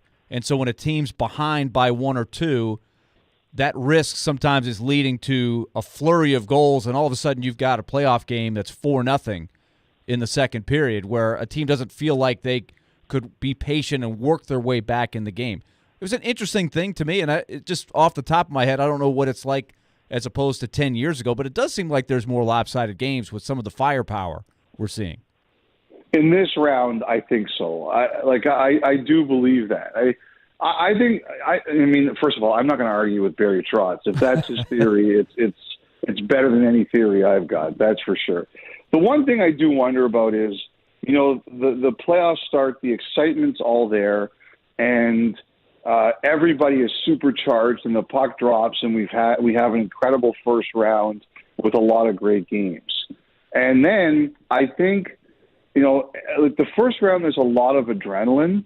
And then I think after the first round, it becomes a lot of, okay, how good are you really, and can you survive? I think that for one thing, I'm a big guy. John Tortorella always used to say, probably still does, there's no such thing as momentum in the playoffs. If you lose by 10 or you lose by 1, it's just one loss. It doesn't need to carry over. And good teams don't let it carry over. I believe that's very true. So I think it becomes a bit more roller coastery. And I think there are teams, and I remember some veterans telling me about this once years ago. Sometimes when you're down big in a game, you simply got to concede, especially if you're leading in a series or there's still plenty of series to go. Sometimes it's not your night. And in that way, I think there are times like a 3-0 game can become a 6-0 game. I also think sometimes you just get on a roll, you get the puck bouncing your way. It happens in the regular season, so it's going to happen some in the playoffs. I thought about this a lot with the Panthers leading the Maple Leafs 3-0. They had won 6 straight games. Yep. It's just hard to have everything go right in such close games that long. So I wasn't that surprised that the Maple Leafs extended the series. I'm really curious what it looks like, and you guys talked about this on your show, on your podcast the other day, coming back to Toronto at home, down 3-1, what that place is going to be like, or what range of things could happen in a game like that. Well, my partner, Jeff Merrick, he said it would be very Leaf if they won Game 4 yesterday in Florida and lost Game 5 at home. And I kind of laughed about that. I thought that was pretty funny. Look, I will say this, it was 12 days ago that the Maple Leafs beat Tampa and ended their 19-year playoff curse. They actually won a round. And if you would have told me that we'd be here now and all the goodwill would be out the window and these fans would be furious again, I wouldn't have believed it. And I just think that they have to give them a great effort on Friday night. I thought they played really hard last night. They had a rookie goalie making his first playoff start. He did a nice job. They did a really nice job in front of him. They protected him. They gave up very few grade A chances. Now, I think they have to do it again. As we just kind of talked about, the hardest thing in the playoffs is being consistent. And they have to be consistent 4 straight games. They've now done it once. Now they got to do it twice, and they got to do it 2 more times after that. Before we let you go, Elliot, real quick, as you know, down here, only the diehards have probably even watched Connor Bedard play very much. Yep. But everybody here who's a Predator fan knows the Predators have the 15th pick now. Yeah. In general, what are you hearing about the level of player compared to maybe other years of what might be there around 15? This is a very strong draft. It would not be wise for me to give you specific names. I think maybe I'll do a bit of homework next week and I'll come back with those. But there are drafts every year that get, just like any other sport, they're strong drafts and weak drafts. This is considered a very strong draft. And I think the Predators probably feel that they're going to get a very good player there depending on what they decide to do. Elliot, always appreciate chatting with you. We'll talk with you next week. All right, guys. Have a great week. Awesome. You too. Thanks, Elliot. Coming up next, it is NFL schedule release day. We'll check in on some leaks, what the Titans schedule is looking like, how the rest of the division is shaping up. All that coming up next on Caroline, Willy, D-Mase, 102.5, 106.3, The Game. All the big plays. For the win! Yes! Vanderbilt wins it! All the big stories. Quarterback carousel, what the Titans decide to do at the quarterback position. All in one place. We are Nashville's best sports talk. 102.5 and 106.3. 10% chance of making the playoffs. Checkered flag is in the team with incredible talent. Every team in the league. The Game and the Game Nashville app. If you're hiring, it can feel like you're trying to find a needle in a haystack. You can hope the right person comes along, or you can just use ZipRecruiter. And now you can try it for free at ZipRecruiter.com/radio. In fact, ZipRecruiter has helped a lot of business owners find their needle in a haystack, like Marco, president of operations at Telly Tires and Auto Centers. Because Telly Tires has grown a lot in the last few years, Marco needed to hire everyone from a receptionist to a store manager to a head mechanic. ZipRecruiter helps me find all the right people, even the most difficult jobs to fill. ZipRecruiter helps me keep my business running. Take it from Marco and millions of other businesses who've used ZipRecruiter. ZipRecruiter can help you find the needle in the haystack. See why 4 out of 5 employers who post a job on ZipRecruiter get a quality candidate within the first day. And right now, you can try ZipRecruiter for free. That's right, free at ZipRecruiter.com/radio. That's ZipRecruiter.com/RADIO. ZipRecruiter.com/radio. ZipRecruiter, the smartest way to hire. The choice is yours, Wednesdays at 8:45. Brought to you by Jarrett Companies. Now hiring experienced sprinkler experts. Go to jarrettfire.com. JARRETT fire.com. Jarrett Companies, a company above and beyond industry standards. Music City will be rocking June 23rd through the 25th with a different sound. The sound of NASCAR. Start your engine! The Ally 400 is back at Nashville Superspeedway, and this year, it's a night race. NASCAR in Nashville. It's guitars and fast cars under the lights. Visit NashvilleSuperspeedway.com to get your tickets for the triple header weekend, including the Ally 400, Tennessee Lottery 250, and the Rackley Roofing 200 today. Over the years, more men have started to seek help for hormonal deficiencies and imbalances. And Dr. Jeffrey Lodge and wife Daphne, along with their experienced staff, give men the treatment required to improve your quality of life, improve your immune system, energy level, cognitive function, and more. There's no better time to achieve a healthy lifestyle. What are you waiting for? Give Cool Springs MD a call today for an appointment at 615-486-3458 or visit our website at coolspringsmd.com. Anyone want to tell me what happened? Did you miss any of today's show? It's okay. It's fine. Don't worry. Subscribe to the Caroline, Willy, and D-Mase podcast on Apple, Spotify, and other podcast platforms, or by going to thegamenashville.com. All right, I'll give it a shot. Having some fun in the midday. Okay, that's really fun. This is Caroline, Willy, and D-Mase. It's a good source of energy because it's live. On 102.5 and 106.3 The Game and the Game Nashville app. I think 5 years from now, the NFL schedule release will be nearly as big of a production as the NFL draft. I think there'll be a massive live event with musical acts, fans, celebrities, and I think that they will announce it and unveil the schedule just nearly in the same kind of ballpark of stature as the NFL draft. I think it's going to get that big. That is if you ever want to explain to someone, to your kids or just someone at work, someone you're talking to, how big is the NFL? How popular is it? Just the schedule of games for the NFL is bigger than the championship games in most other sports. Just a piece of paper with the schedule. Indianapolis at TEN, BAL at CIN. It's gold. It's better than the games. It's not just better than the games. It's better than the playoff games. It's bigger, more popular, more reactive than some of the championship games of other sports. So I'm not even joking. Is the NFL schedule release, which is going to be in a couple days on Thursday, is it a top 10 sports day in America in 2023? That was Kyle Brandt on the NFL Network. A top 10 sports day in America. Look, they got a lot of time to fill on that channel these days, man. Too rich for my blood. Yeah, I mean, I do have to give the NFL credit, though. The NFL They milk has made millions and millions of dollars making very uneventful events incredibly eventful. The draft, the NFL Combine, the hype, the lead up, the performances, the fanfare, the full extravaganza of it all. The NFL has found a way to make every uninteresting event incredibly interesting and be able to monetize it. I think the schedule release day is, Kyle Brandt's probably right, it's next. We look at every social media group across the league, every social media team. They make these beautiful graphics and these really in-depth videos, and they spend weeks and months coming up with the theme for the year. I mean, it's really impressive. So I would not be surprised if you start to see the NFL schedule release having the same amount of pomp and circumstance as you might see for the draft. Yeah, and we haven't heard anything. We haven't gotten any leaks of what, the Titans schedule, have we?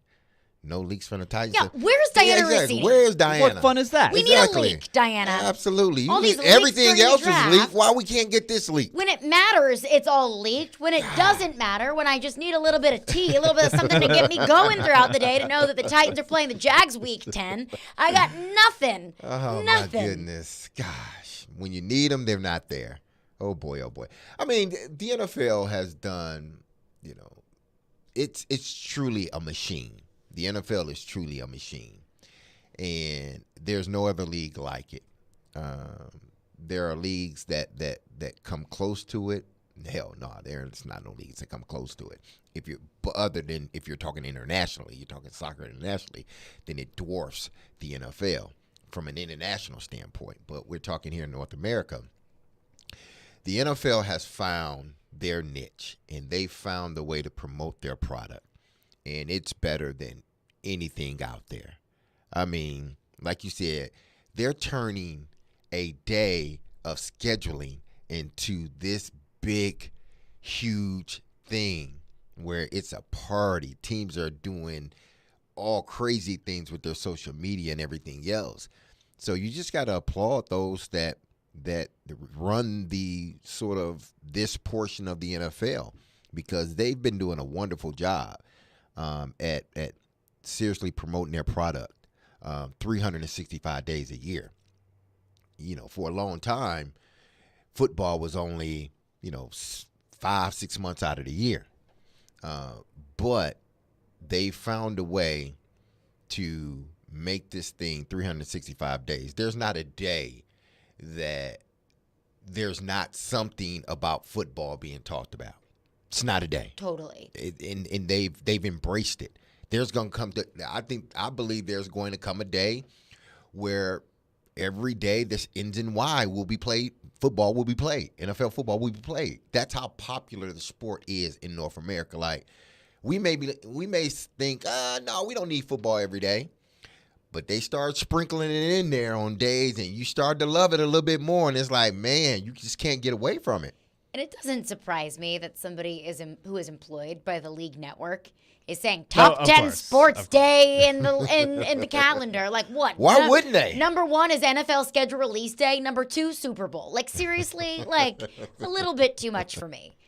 But it has transpired into this almost like cult following on social media. Once we get to this time of year, you're dropping out little hints and everyone's following the NFL schedule leakers on Twitter. I'm guilty of doing it. It has become something that everyone gets excited about. It's a reason to stay invested in the NFL, even in a month where there's zero football being played. Here's where I think the NFL just it totally really got it right, and from there on it just sort of like, okay, now all of our bases is truly covered. Like, if we want to talk football every day, we can, or we wanted to play football every day, we can. The minute the NFL, because for so long, the NFL was for who? Men. It was for men. Little boys watching football, growing up playing football. Very sad. I didn't see my mom sit there and watch a football game a day of her life. But we did as kids. My sisters didn't watch a day of football in their life. But we did it. The boys did, or my dad did. Mm-hmm. The minute the NFL said, you know what? We got a problem here. If we want to reach everybody, we need to get the moms, the women, in on this. The minute they got the women to love the sport, like outwardly love the sport, they won completely. Because now it's not just on Sunday, a man's thing. It's a family affair. Families are going to the game. Women are enjoying the game. They're having fun. They're having Super Bowl parties, or they're having They're having Sunday fights in the stands. Exactly. I'm just kidding. I'm just kidding. Not the fights. I'm kidding. But even though that does happen, I've seen a couple. But the minute they capture that faction of the audience, game over. There's nothing the NFL can't do now. Yeah. If they wanted to have it every day, they could possibly. If they found out a way to have it every day, they could. They have. They're pretty darn close. The thing that I'm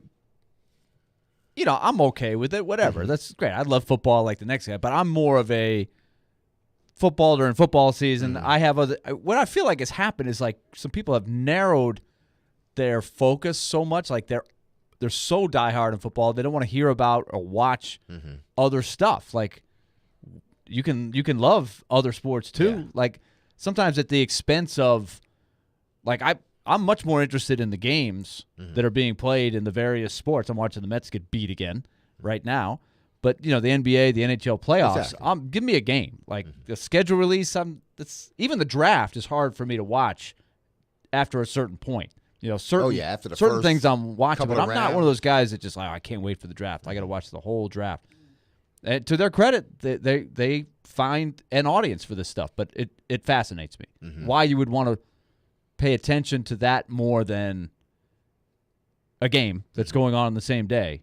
It never ceases to amaze me. And it's great marketing, I guess. It is great marketing that the NFL has done. So what is the Titans schedule shaping up to look like? We'll get into that coming up next. Plus your thoughts as well. Caroline, Willy, D-Mase, 102.5, 106.3 The Game. The NFL offseason is in full swing, but you'll never miss any of the big news. Thanks to Yahoo's Charles Robinson. They know that there's a chance that they're going to have to deal this guy. He's one of the best insiders there is. All of a sudden, he becomes a functional player who we thought was just trash. Join Charles Robinson every Thursday morning at 8 on Robbie and Rex Road, presented by the NFL Alumni Association on 102.5 and 106.3 The Game and the Game Nashville app. Seems like everything costs more these days. Food, utilities, medical costs, you name it. But as prices go up, our family budget stays the same. Fortunately, with Farm Bureau Health Plan's Core Choice coverage, we can save $3,600 a year compared to the leading competitor. And we've got better coverage with a lower premium, lower deductible, free telehealth visits, and access to one of the largest networks available. Start saving today at FBHP.com or visit your local Farm Bureau office. This is Evan Bass for the Tennessee Men's Clinic. For most of us, sex is a big part of our relationship. So when something like erectile dysfunction starts affecting intimacy, it can be a real problem. But what you may not know is that ED doesn't just affect you, it can be tough on your partner as well. Plus, if you have ED, you know how it can make you feel. The truth is, we see a lot of guys who have depression, frustration, and even relationship issues because of ED. But we don't want ED to impact you or the one you love anymore. The Tennessee Men's Clinic tackles ED. Our urologists and medical providers take a comprehensive approach and have treated thousands of men with treatments that are successful in nearly 90% of cases. Even if your hormones are off, or if pills, wave therapy, or other treatments have left you hanging, the Tennessee Men's Clinic will work hard to help you get your sex life back, perhaps performing like you haven't in a long time. So call us. Your first appointment includes blood work and a medical consult. Call 615-208-9090 or go to TennesseeMen'sClinic.com. We have 2 offices in Midtown and Franklin. Visit our website to learn more, including side effects. Treatments extra, results vary. If you're hiring, it can feel like you're trying to find a needle in a haystack. You can hope the right person comes along, or you can just use ZipRecruiter. And now you can try it for free at ZipRecruiter.com/radio. In fact, ZipRecruiter has helped a lot of business owners find their needle in a haystack, like Marco, president of operations at Telly Tires and Auto Centers. Because Telly Tires has grown a lot in the last few years, Marco needed to hire everyone from a receptionist to a store manager to a head mechanic. ZipRecruiter helps me find all the right people, even the most difficult jobs to fill. ZipRecruiter helps me keep my business running. Take it from Marco and millions of other businesses who've used ZipRecruiter. ZipRecruiter can help you find the needle in the haystack. See why 4 out of 5 employers who post a job on ZipRecruiter get a quality candidate within the first day. And right now, you can try ZipRecruiter for free. That's right, free at ZipRecruiter.com/radio. That's ZipRecruiter.com/RADIO. ZipRecruiter.com/radio. ZipRecruiter, the smartest way to hire. Finding great people to hire can be like trying to find a needle in a haystack, but not with ZipRecruiter. Their powerful matching technology delivers so many qualified candidates, it's like finding a needle in a needle stack. In fact, 4 out of 5 employers who post on ZipRecruiter get a quality candidate within the first day. For less hay and more needles, head to ZipRecruiter. And right now, you can try ZipRecruiter for free. That's right, free at ZipRecruiter.com/free. That's ZipRecruiter.com/free. Tonight on 102.5 and 106.3 The Game. The Stanley Cup playoffs continue between the New Jersey Devils and the Hurricanes. Can Carolina close it out? Probably. They will take on Jersey tonight. Coverage begins at 6. Your home for the Stanley Cup playoffs is 102.5 and 106.3 The Game and the Game Nashville app. Hey, this is Pekka Rinne. You're listening to Nashville's best sports talk, ESPN 102.5 The Game. Caroline, Willy, D-Mase, 102.5, 106.3 The Game and the Game at Nashville app. Some schedule updates around the NFL. The schedule released tonight at 7 o'clock local time, but we've gotten some leaks here and there. But before we get into that, be the first person to answer Willy's trivia question correctly, and you'll win a pair of tickets to see John Fogerty at First Bank Amphitheater on July 25th. All right, here's the question. Schedule's coming out. So let's go back into a scheduling moment. This is going to be a little twist because it's not going to be quite as easy as you might think. The Titans, remember, they became the Titans. I'll never forget. Remember the Titans? I remember the Titans. Yeah. The reveal of the uniforms and everything. Remember, for a couple years, like, are they ever going to change the nickname? It's the Tennessee Oilers. There's no oil in Tennessee. We got to change the name, all of this stuff. Finally, they quote, retired the Oilers nickname, and they said there will be a new nickname. Then they named them the Titans. And, of course, it coincided with the new stadium, which at that time was called Adelphia Coliseum. So the schedule, finally everybody got what they wanted. New stadium, new nickname. So the schedule came out. What was the first game played in Adelphia Coliseum involving the Titans? Preseason, not regular season. So the first time everybody got to go to the stadium, see a game with the Titans in the uniforms. Home game. D-Mase knows it. Well, I wonder. Let's see if D-Mase knows it. 737-1025. Area code 615, of course. 615-737-1025. If you want to go to see John Fogerty, can you remember the first game that the new Tennessee Titans played in the new stadium, Adelphia Coliseum? Preseason game. Good luck with Willy's trivia, everybody. And as far as the leaks are concerned around the NFL scheduling with the Titans, a whole big fat nothing. A whole big fat nothing has been leaked. Come on, Diana.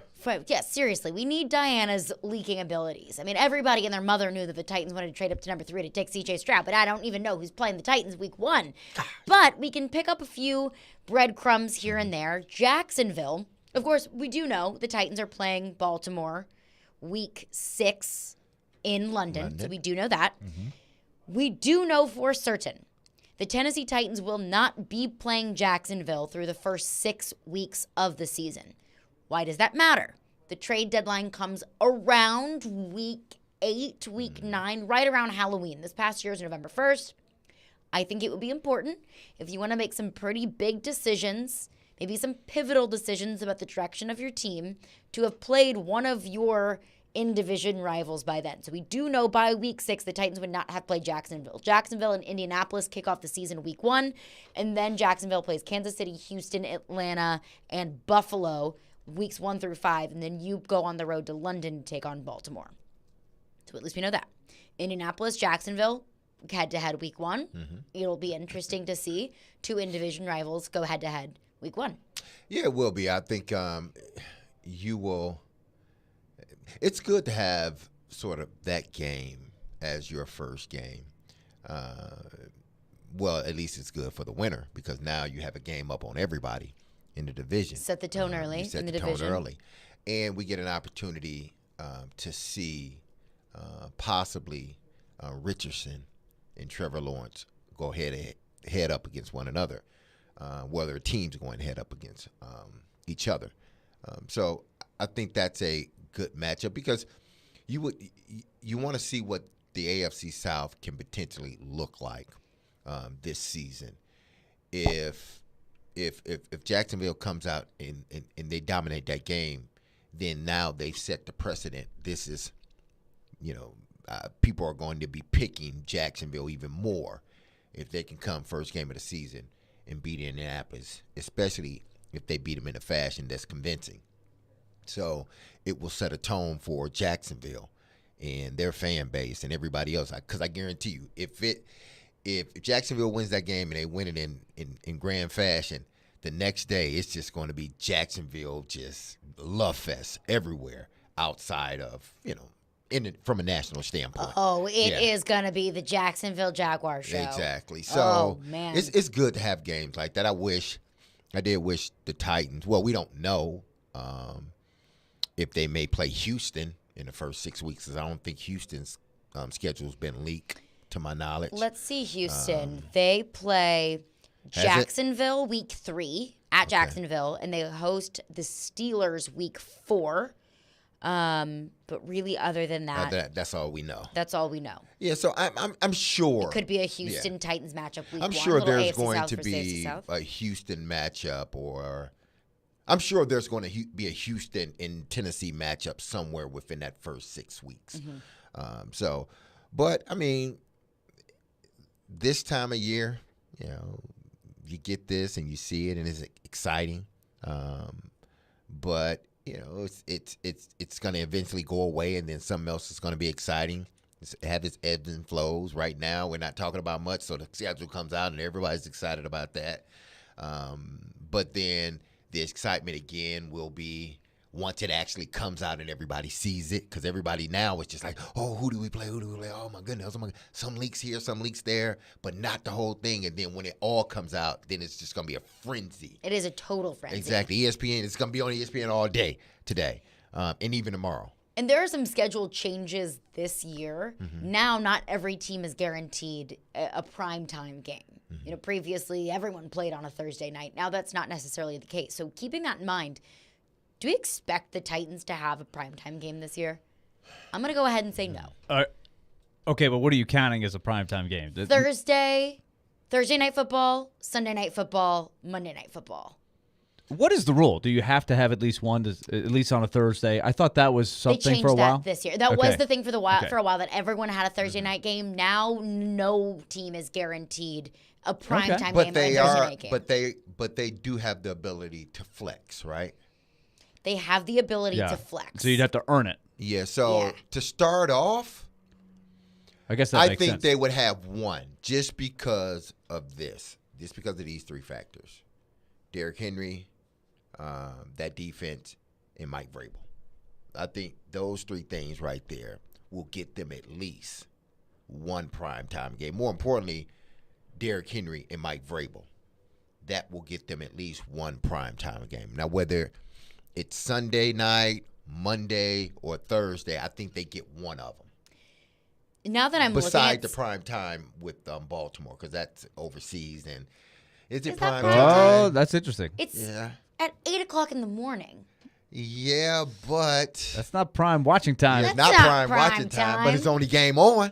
But it's not on unless you're in your local market, right? Or unless you've got the package.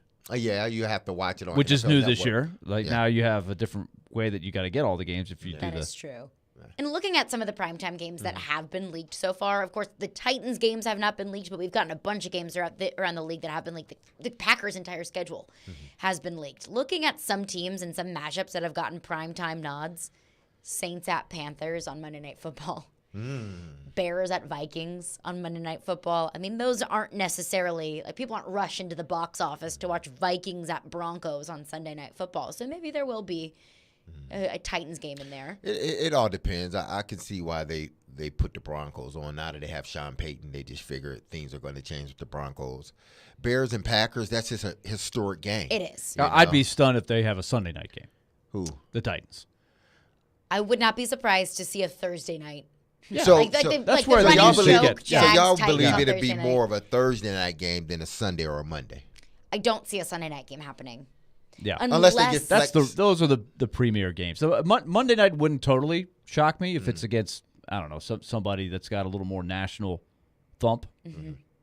Unless it's a Bengals-Titans game, like against a true Super Bowl contender, or at least how we view these teams to be Super Bowl contenders, I don't see the Titans being on Sunday night.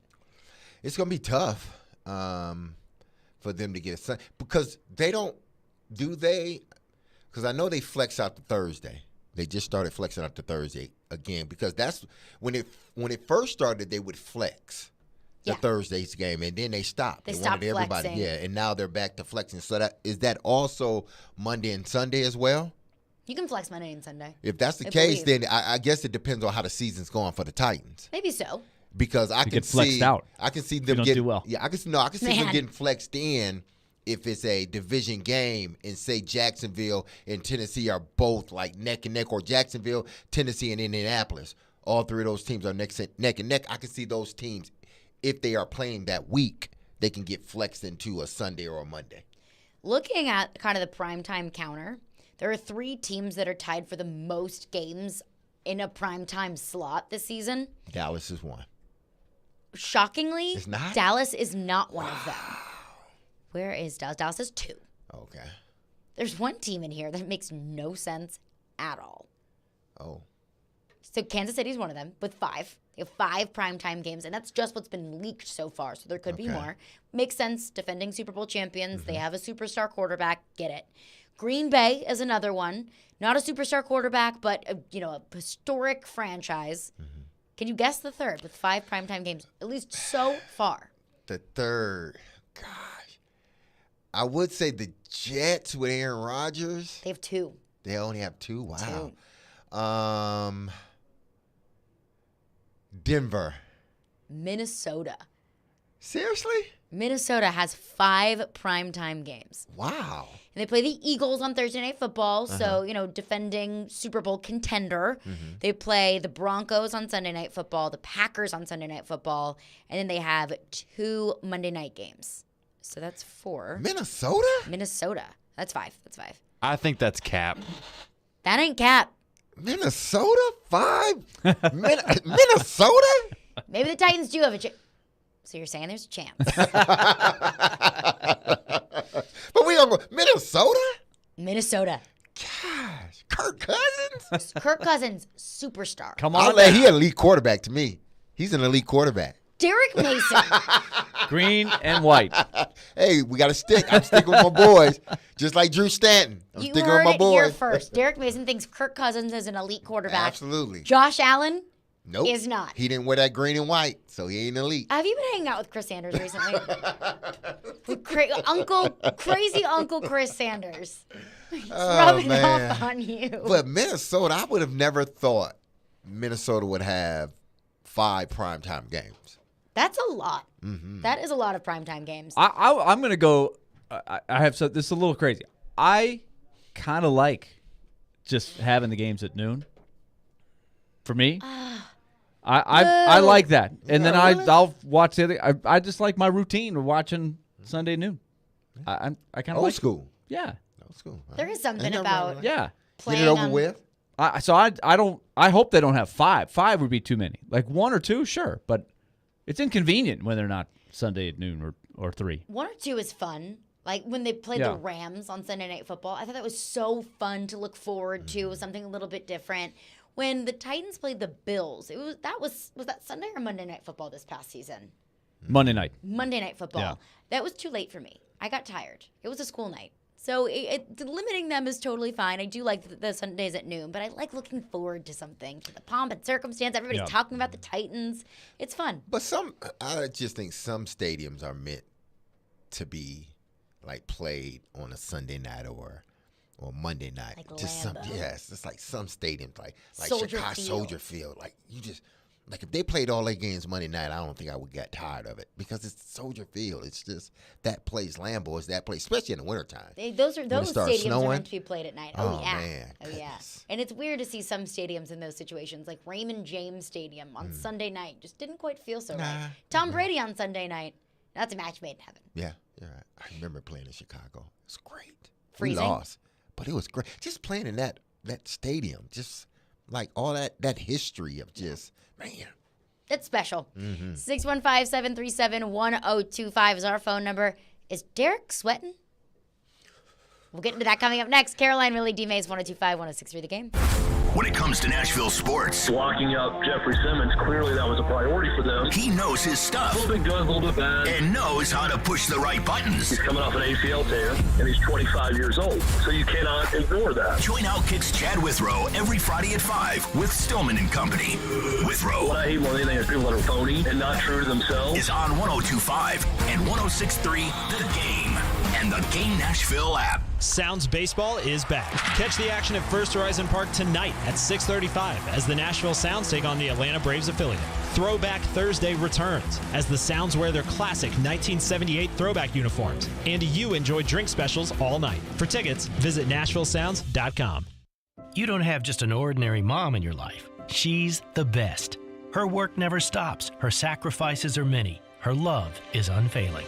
This Mother's Day, Genesis Diamonds invites you to join us in celebrating and appreciating the mothers in our lives. Stop in and let one of our trusted advisors help you find a special, meaningful gift. Layering necklaces, stackable rings, eternity bands, pearls, elegant diamond pendants, and of course, stunning diamond earrings. Great Mother's Day ideas for any budget. There's no doubt we love Mom, but sometimes a little extra appreciation goes a long way as a thank you for helping us through challenges, making sacrifices, and always putting the family first. So whether it's her first Mother's Day or her 60th, Mom deserves a gift that's anything but ordinary. And at Genesis, that's our specialty. Exquisite rings, earrings, bands, bracelets, heirloom pieces. Timeless gifts of jewelry that she can enjoy and cherish for decades to come, and always be reminded of how special she is to the family. Genesis Diamonds, online at genesisdiamonds.net. AM radio provides always-on news, sports, talk, traffic, and weather reports. And it's also a vital service that provides important emergency information when your community needs it most. Tell Congress you need AM radio to stay in your car. Because when cell phones and the internet are down, this free emergency service is critical. And when you don't have electricity, radio in the car is often your only lifeline. Text AM to 52886 and tell Congress we need AM radio in cars. This message furnished by the National Association of Broadcasters. Krebs Kubota wants to help you get your job done right with the parts you need and a service department that can handle maintenance and repairs from the largest excavator to the smallest two-cycle engine. For your farm, home, or commercial needs, Krebs Kubota will keep your Kubota running like a Kubota. Krebs Kubota, Middle Tennessee's preferred equipment dealer, with convenient locations in Columbia, Franklin, and Murfreesboro. Also online at KrebsKubota.com. They talk sports. The Predators get the 2 points, which is obviously what they needed. They're not making big moves that are jaw-dropping signings in free agency. They talk life. Well, I almost just fell down the stairs, so there's that. My backpack was so heavy, the seatbelt alarm was going off the entire trip. But most of all, they have a good time. Here or there. Yeah. Chase and Michelle, weekday mornings at 9 on 102.5 and 106.3 The Game and the Game Nashville app. Having some fun in the midday. Yeah, it's awesome. This is Caroline, Willy, and D-Mase on 102.5 and 106.3 The Game and the Game Nashville app. Curry spins away from Schroeder, gets Reeves as his defender. Goes on Reeves. Step back, elbow, jumper, up and good. Second time in a row, Curry has settled for the 2 to make it 111-98. D-Mase's Lakers fall in Game 5. They take it back to LA. Lakers lead the series 3-2. Now, Derek, you had a pretty wild take the other day. Yep. We were transitioning. Jared was coming into the studio, and you said You think that Anthony Davis is the most important player Mm-hmm. on the Lakers roster. Now, AD left the game early last night. He got hit in the head by Kevon Looney. He exits the game in a little bit of a dramatic fashion. Lakers lose. I give you the floor now, D-Mase, to defend your take. No AD, and the Lakers drop Game 5. The Lakers, if you know anything about plus minuses, they do plus minus with all players. They had Gary Payton Jr. He was a plus, I think, like 2021 last night, and he played 23 minutes. He was a plus 20 last night on the floor. That's huge. That's something they probably didn't account for, but he gave it to him. It's like hidden yardage in the NFL. When Anthony Davis is off the court, when he's not playing, the Lakers are minus 10. When he's not playing, they're minus 10. AD had 20 points before half. Guess how many points he ended up with? And I know he ended up leaving the game with like 6 minutes left in the fourth quarter. Guess how many points he ended up with? He had 20 before half. Guess how many points he ended up with? Over 40? 23 points. He scored 3 points prior to leaving the game. Lakers end up losing. LeBron scored 25 points.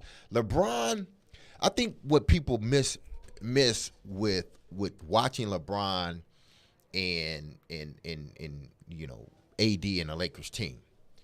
LeBron is going to be the best. He is the best player in the game.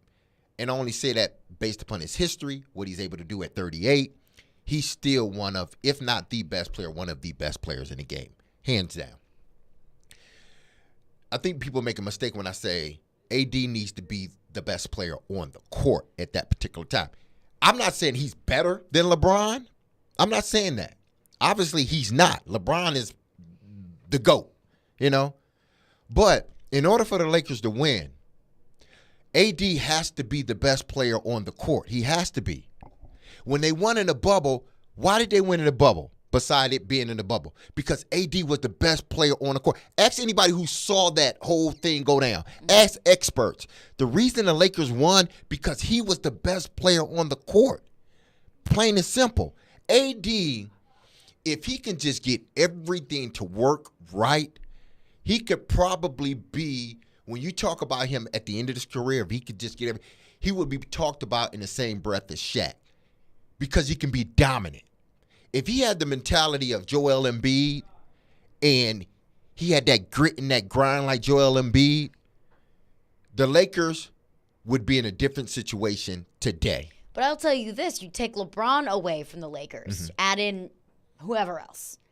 Are they the Lakers? Are they the team that they are now? No, LeBron needs to be there. That's like saying, you know, another team that may have won a championship. That's okay. Let's say no, not even Golden State. Well, let's say Golden State. Let's say Golden State. The year they won the championship with Steph and KD and Clay and Draymond. The best player on the court was KD.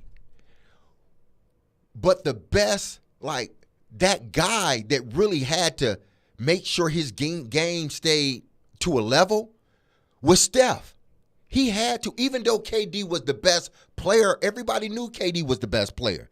But if Steph doesn't do what he does, they're not winning. They're not. Because Steph brings more than just scoring to the table. He brings, passing. You got to account for him wherever he's at on the court. He brings double teams, triple teams. That leaves other people open. That is AD. People are not double teaming LeBron as much. LeBron has had an off shooting night from the three in this series. He has. People are not double teaming LeBron as much as they used to. But let AD get on that block, or AD is in that paint. They're double teaming him. They've made a conscious effort to try to take AD out the game because they know once AD get going, it's hard to stop that Laker team. He's a matchup problem on the defensive end, and he's a matchup problem on the offensive end. A big guy, 7 foot, that can shoot a three-pointer, that can play on the low box, that can play with his back to the basket, that can play facing the basket.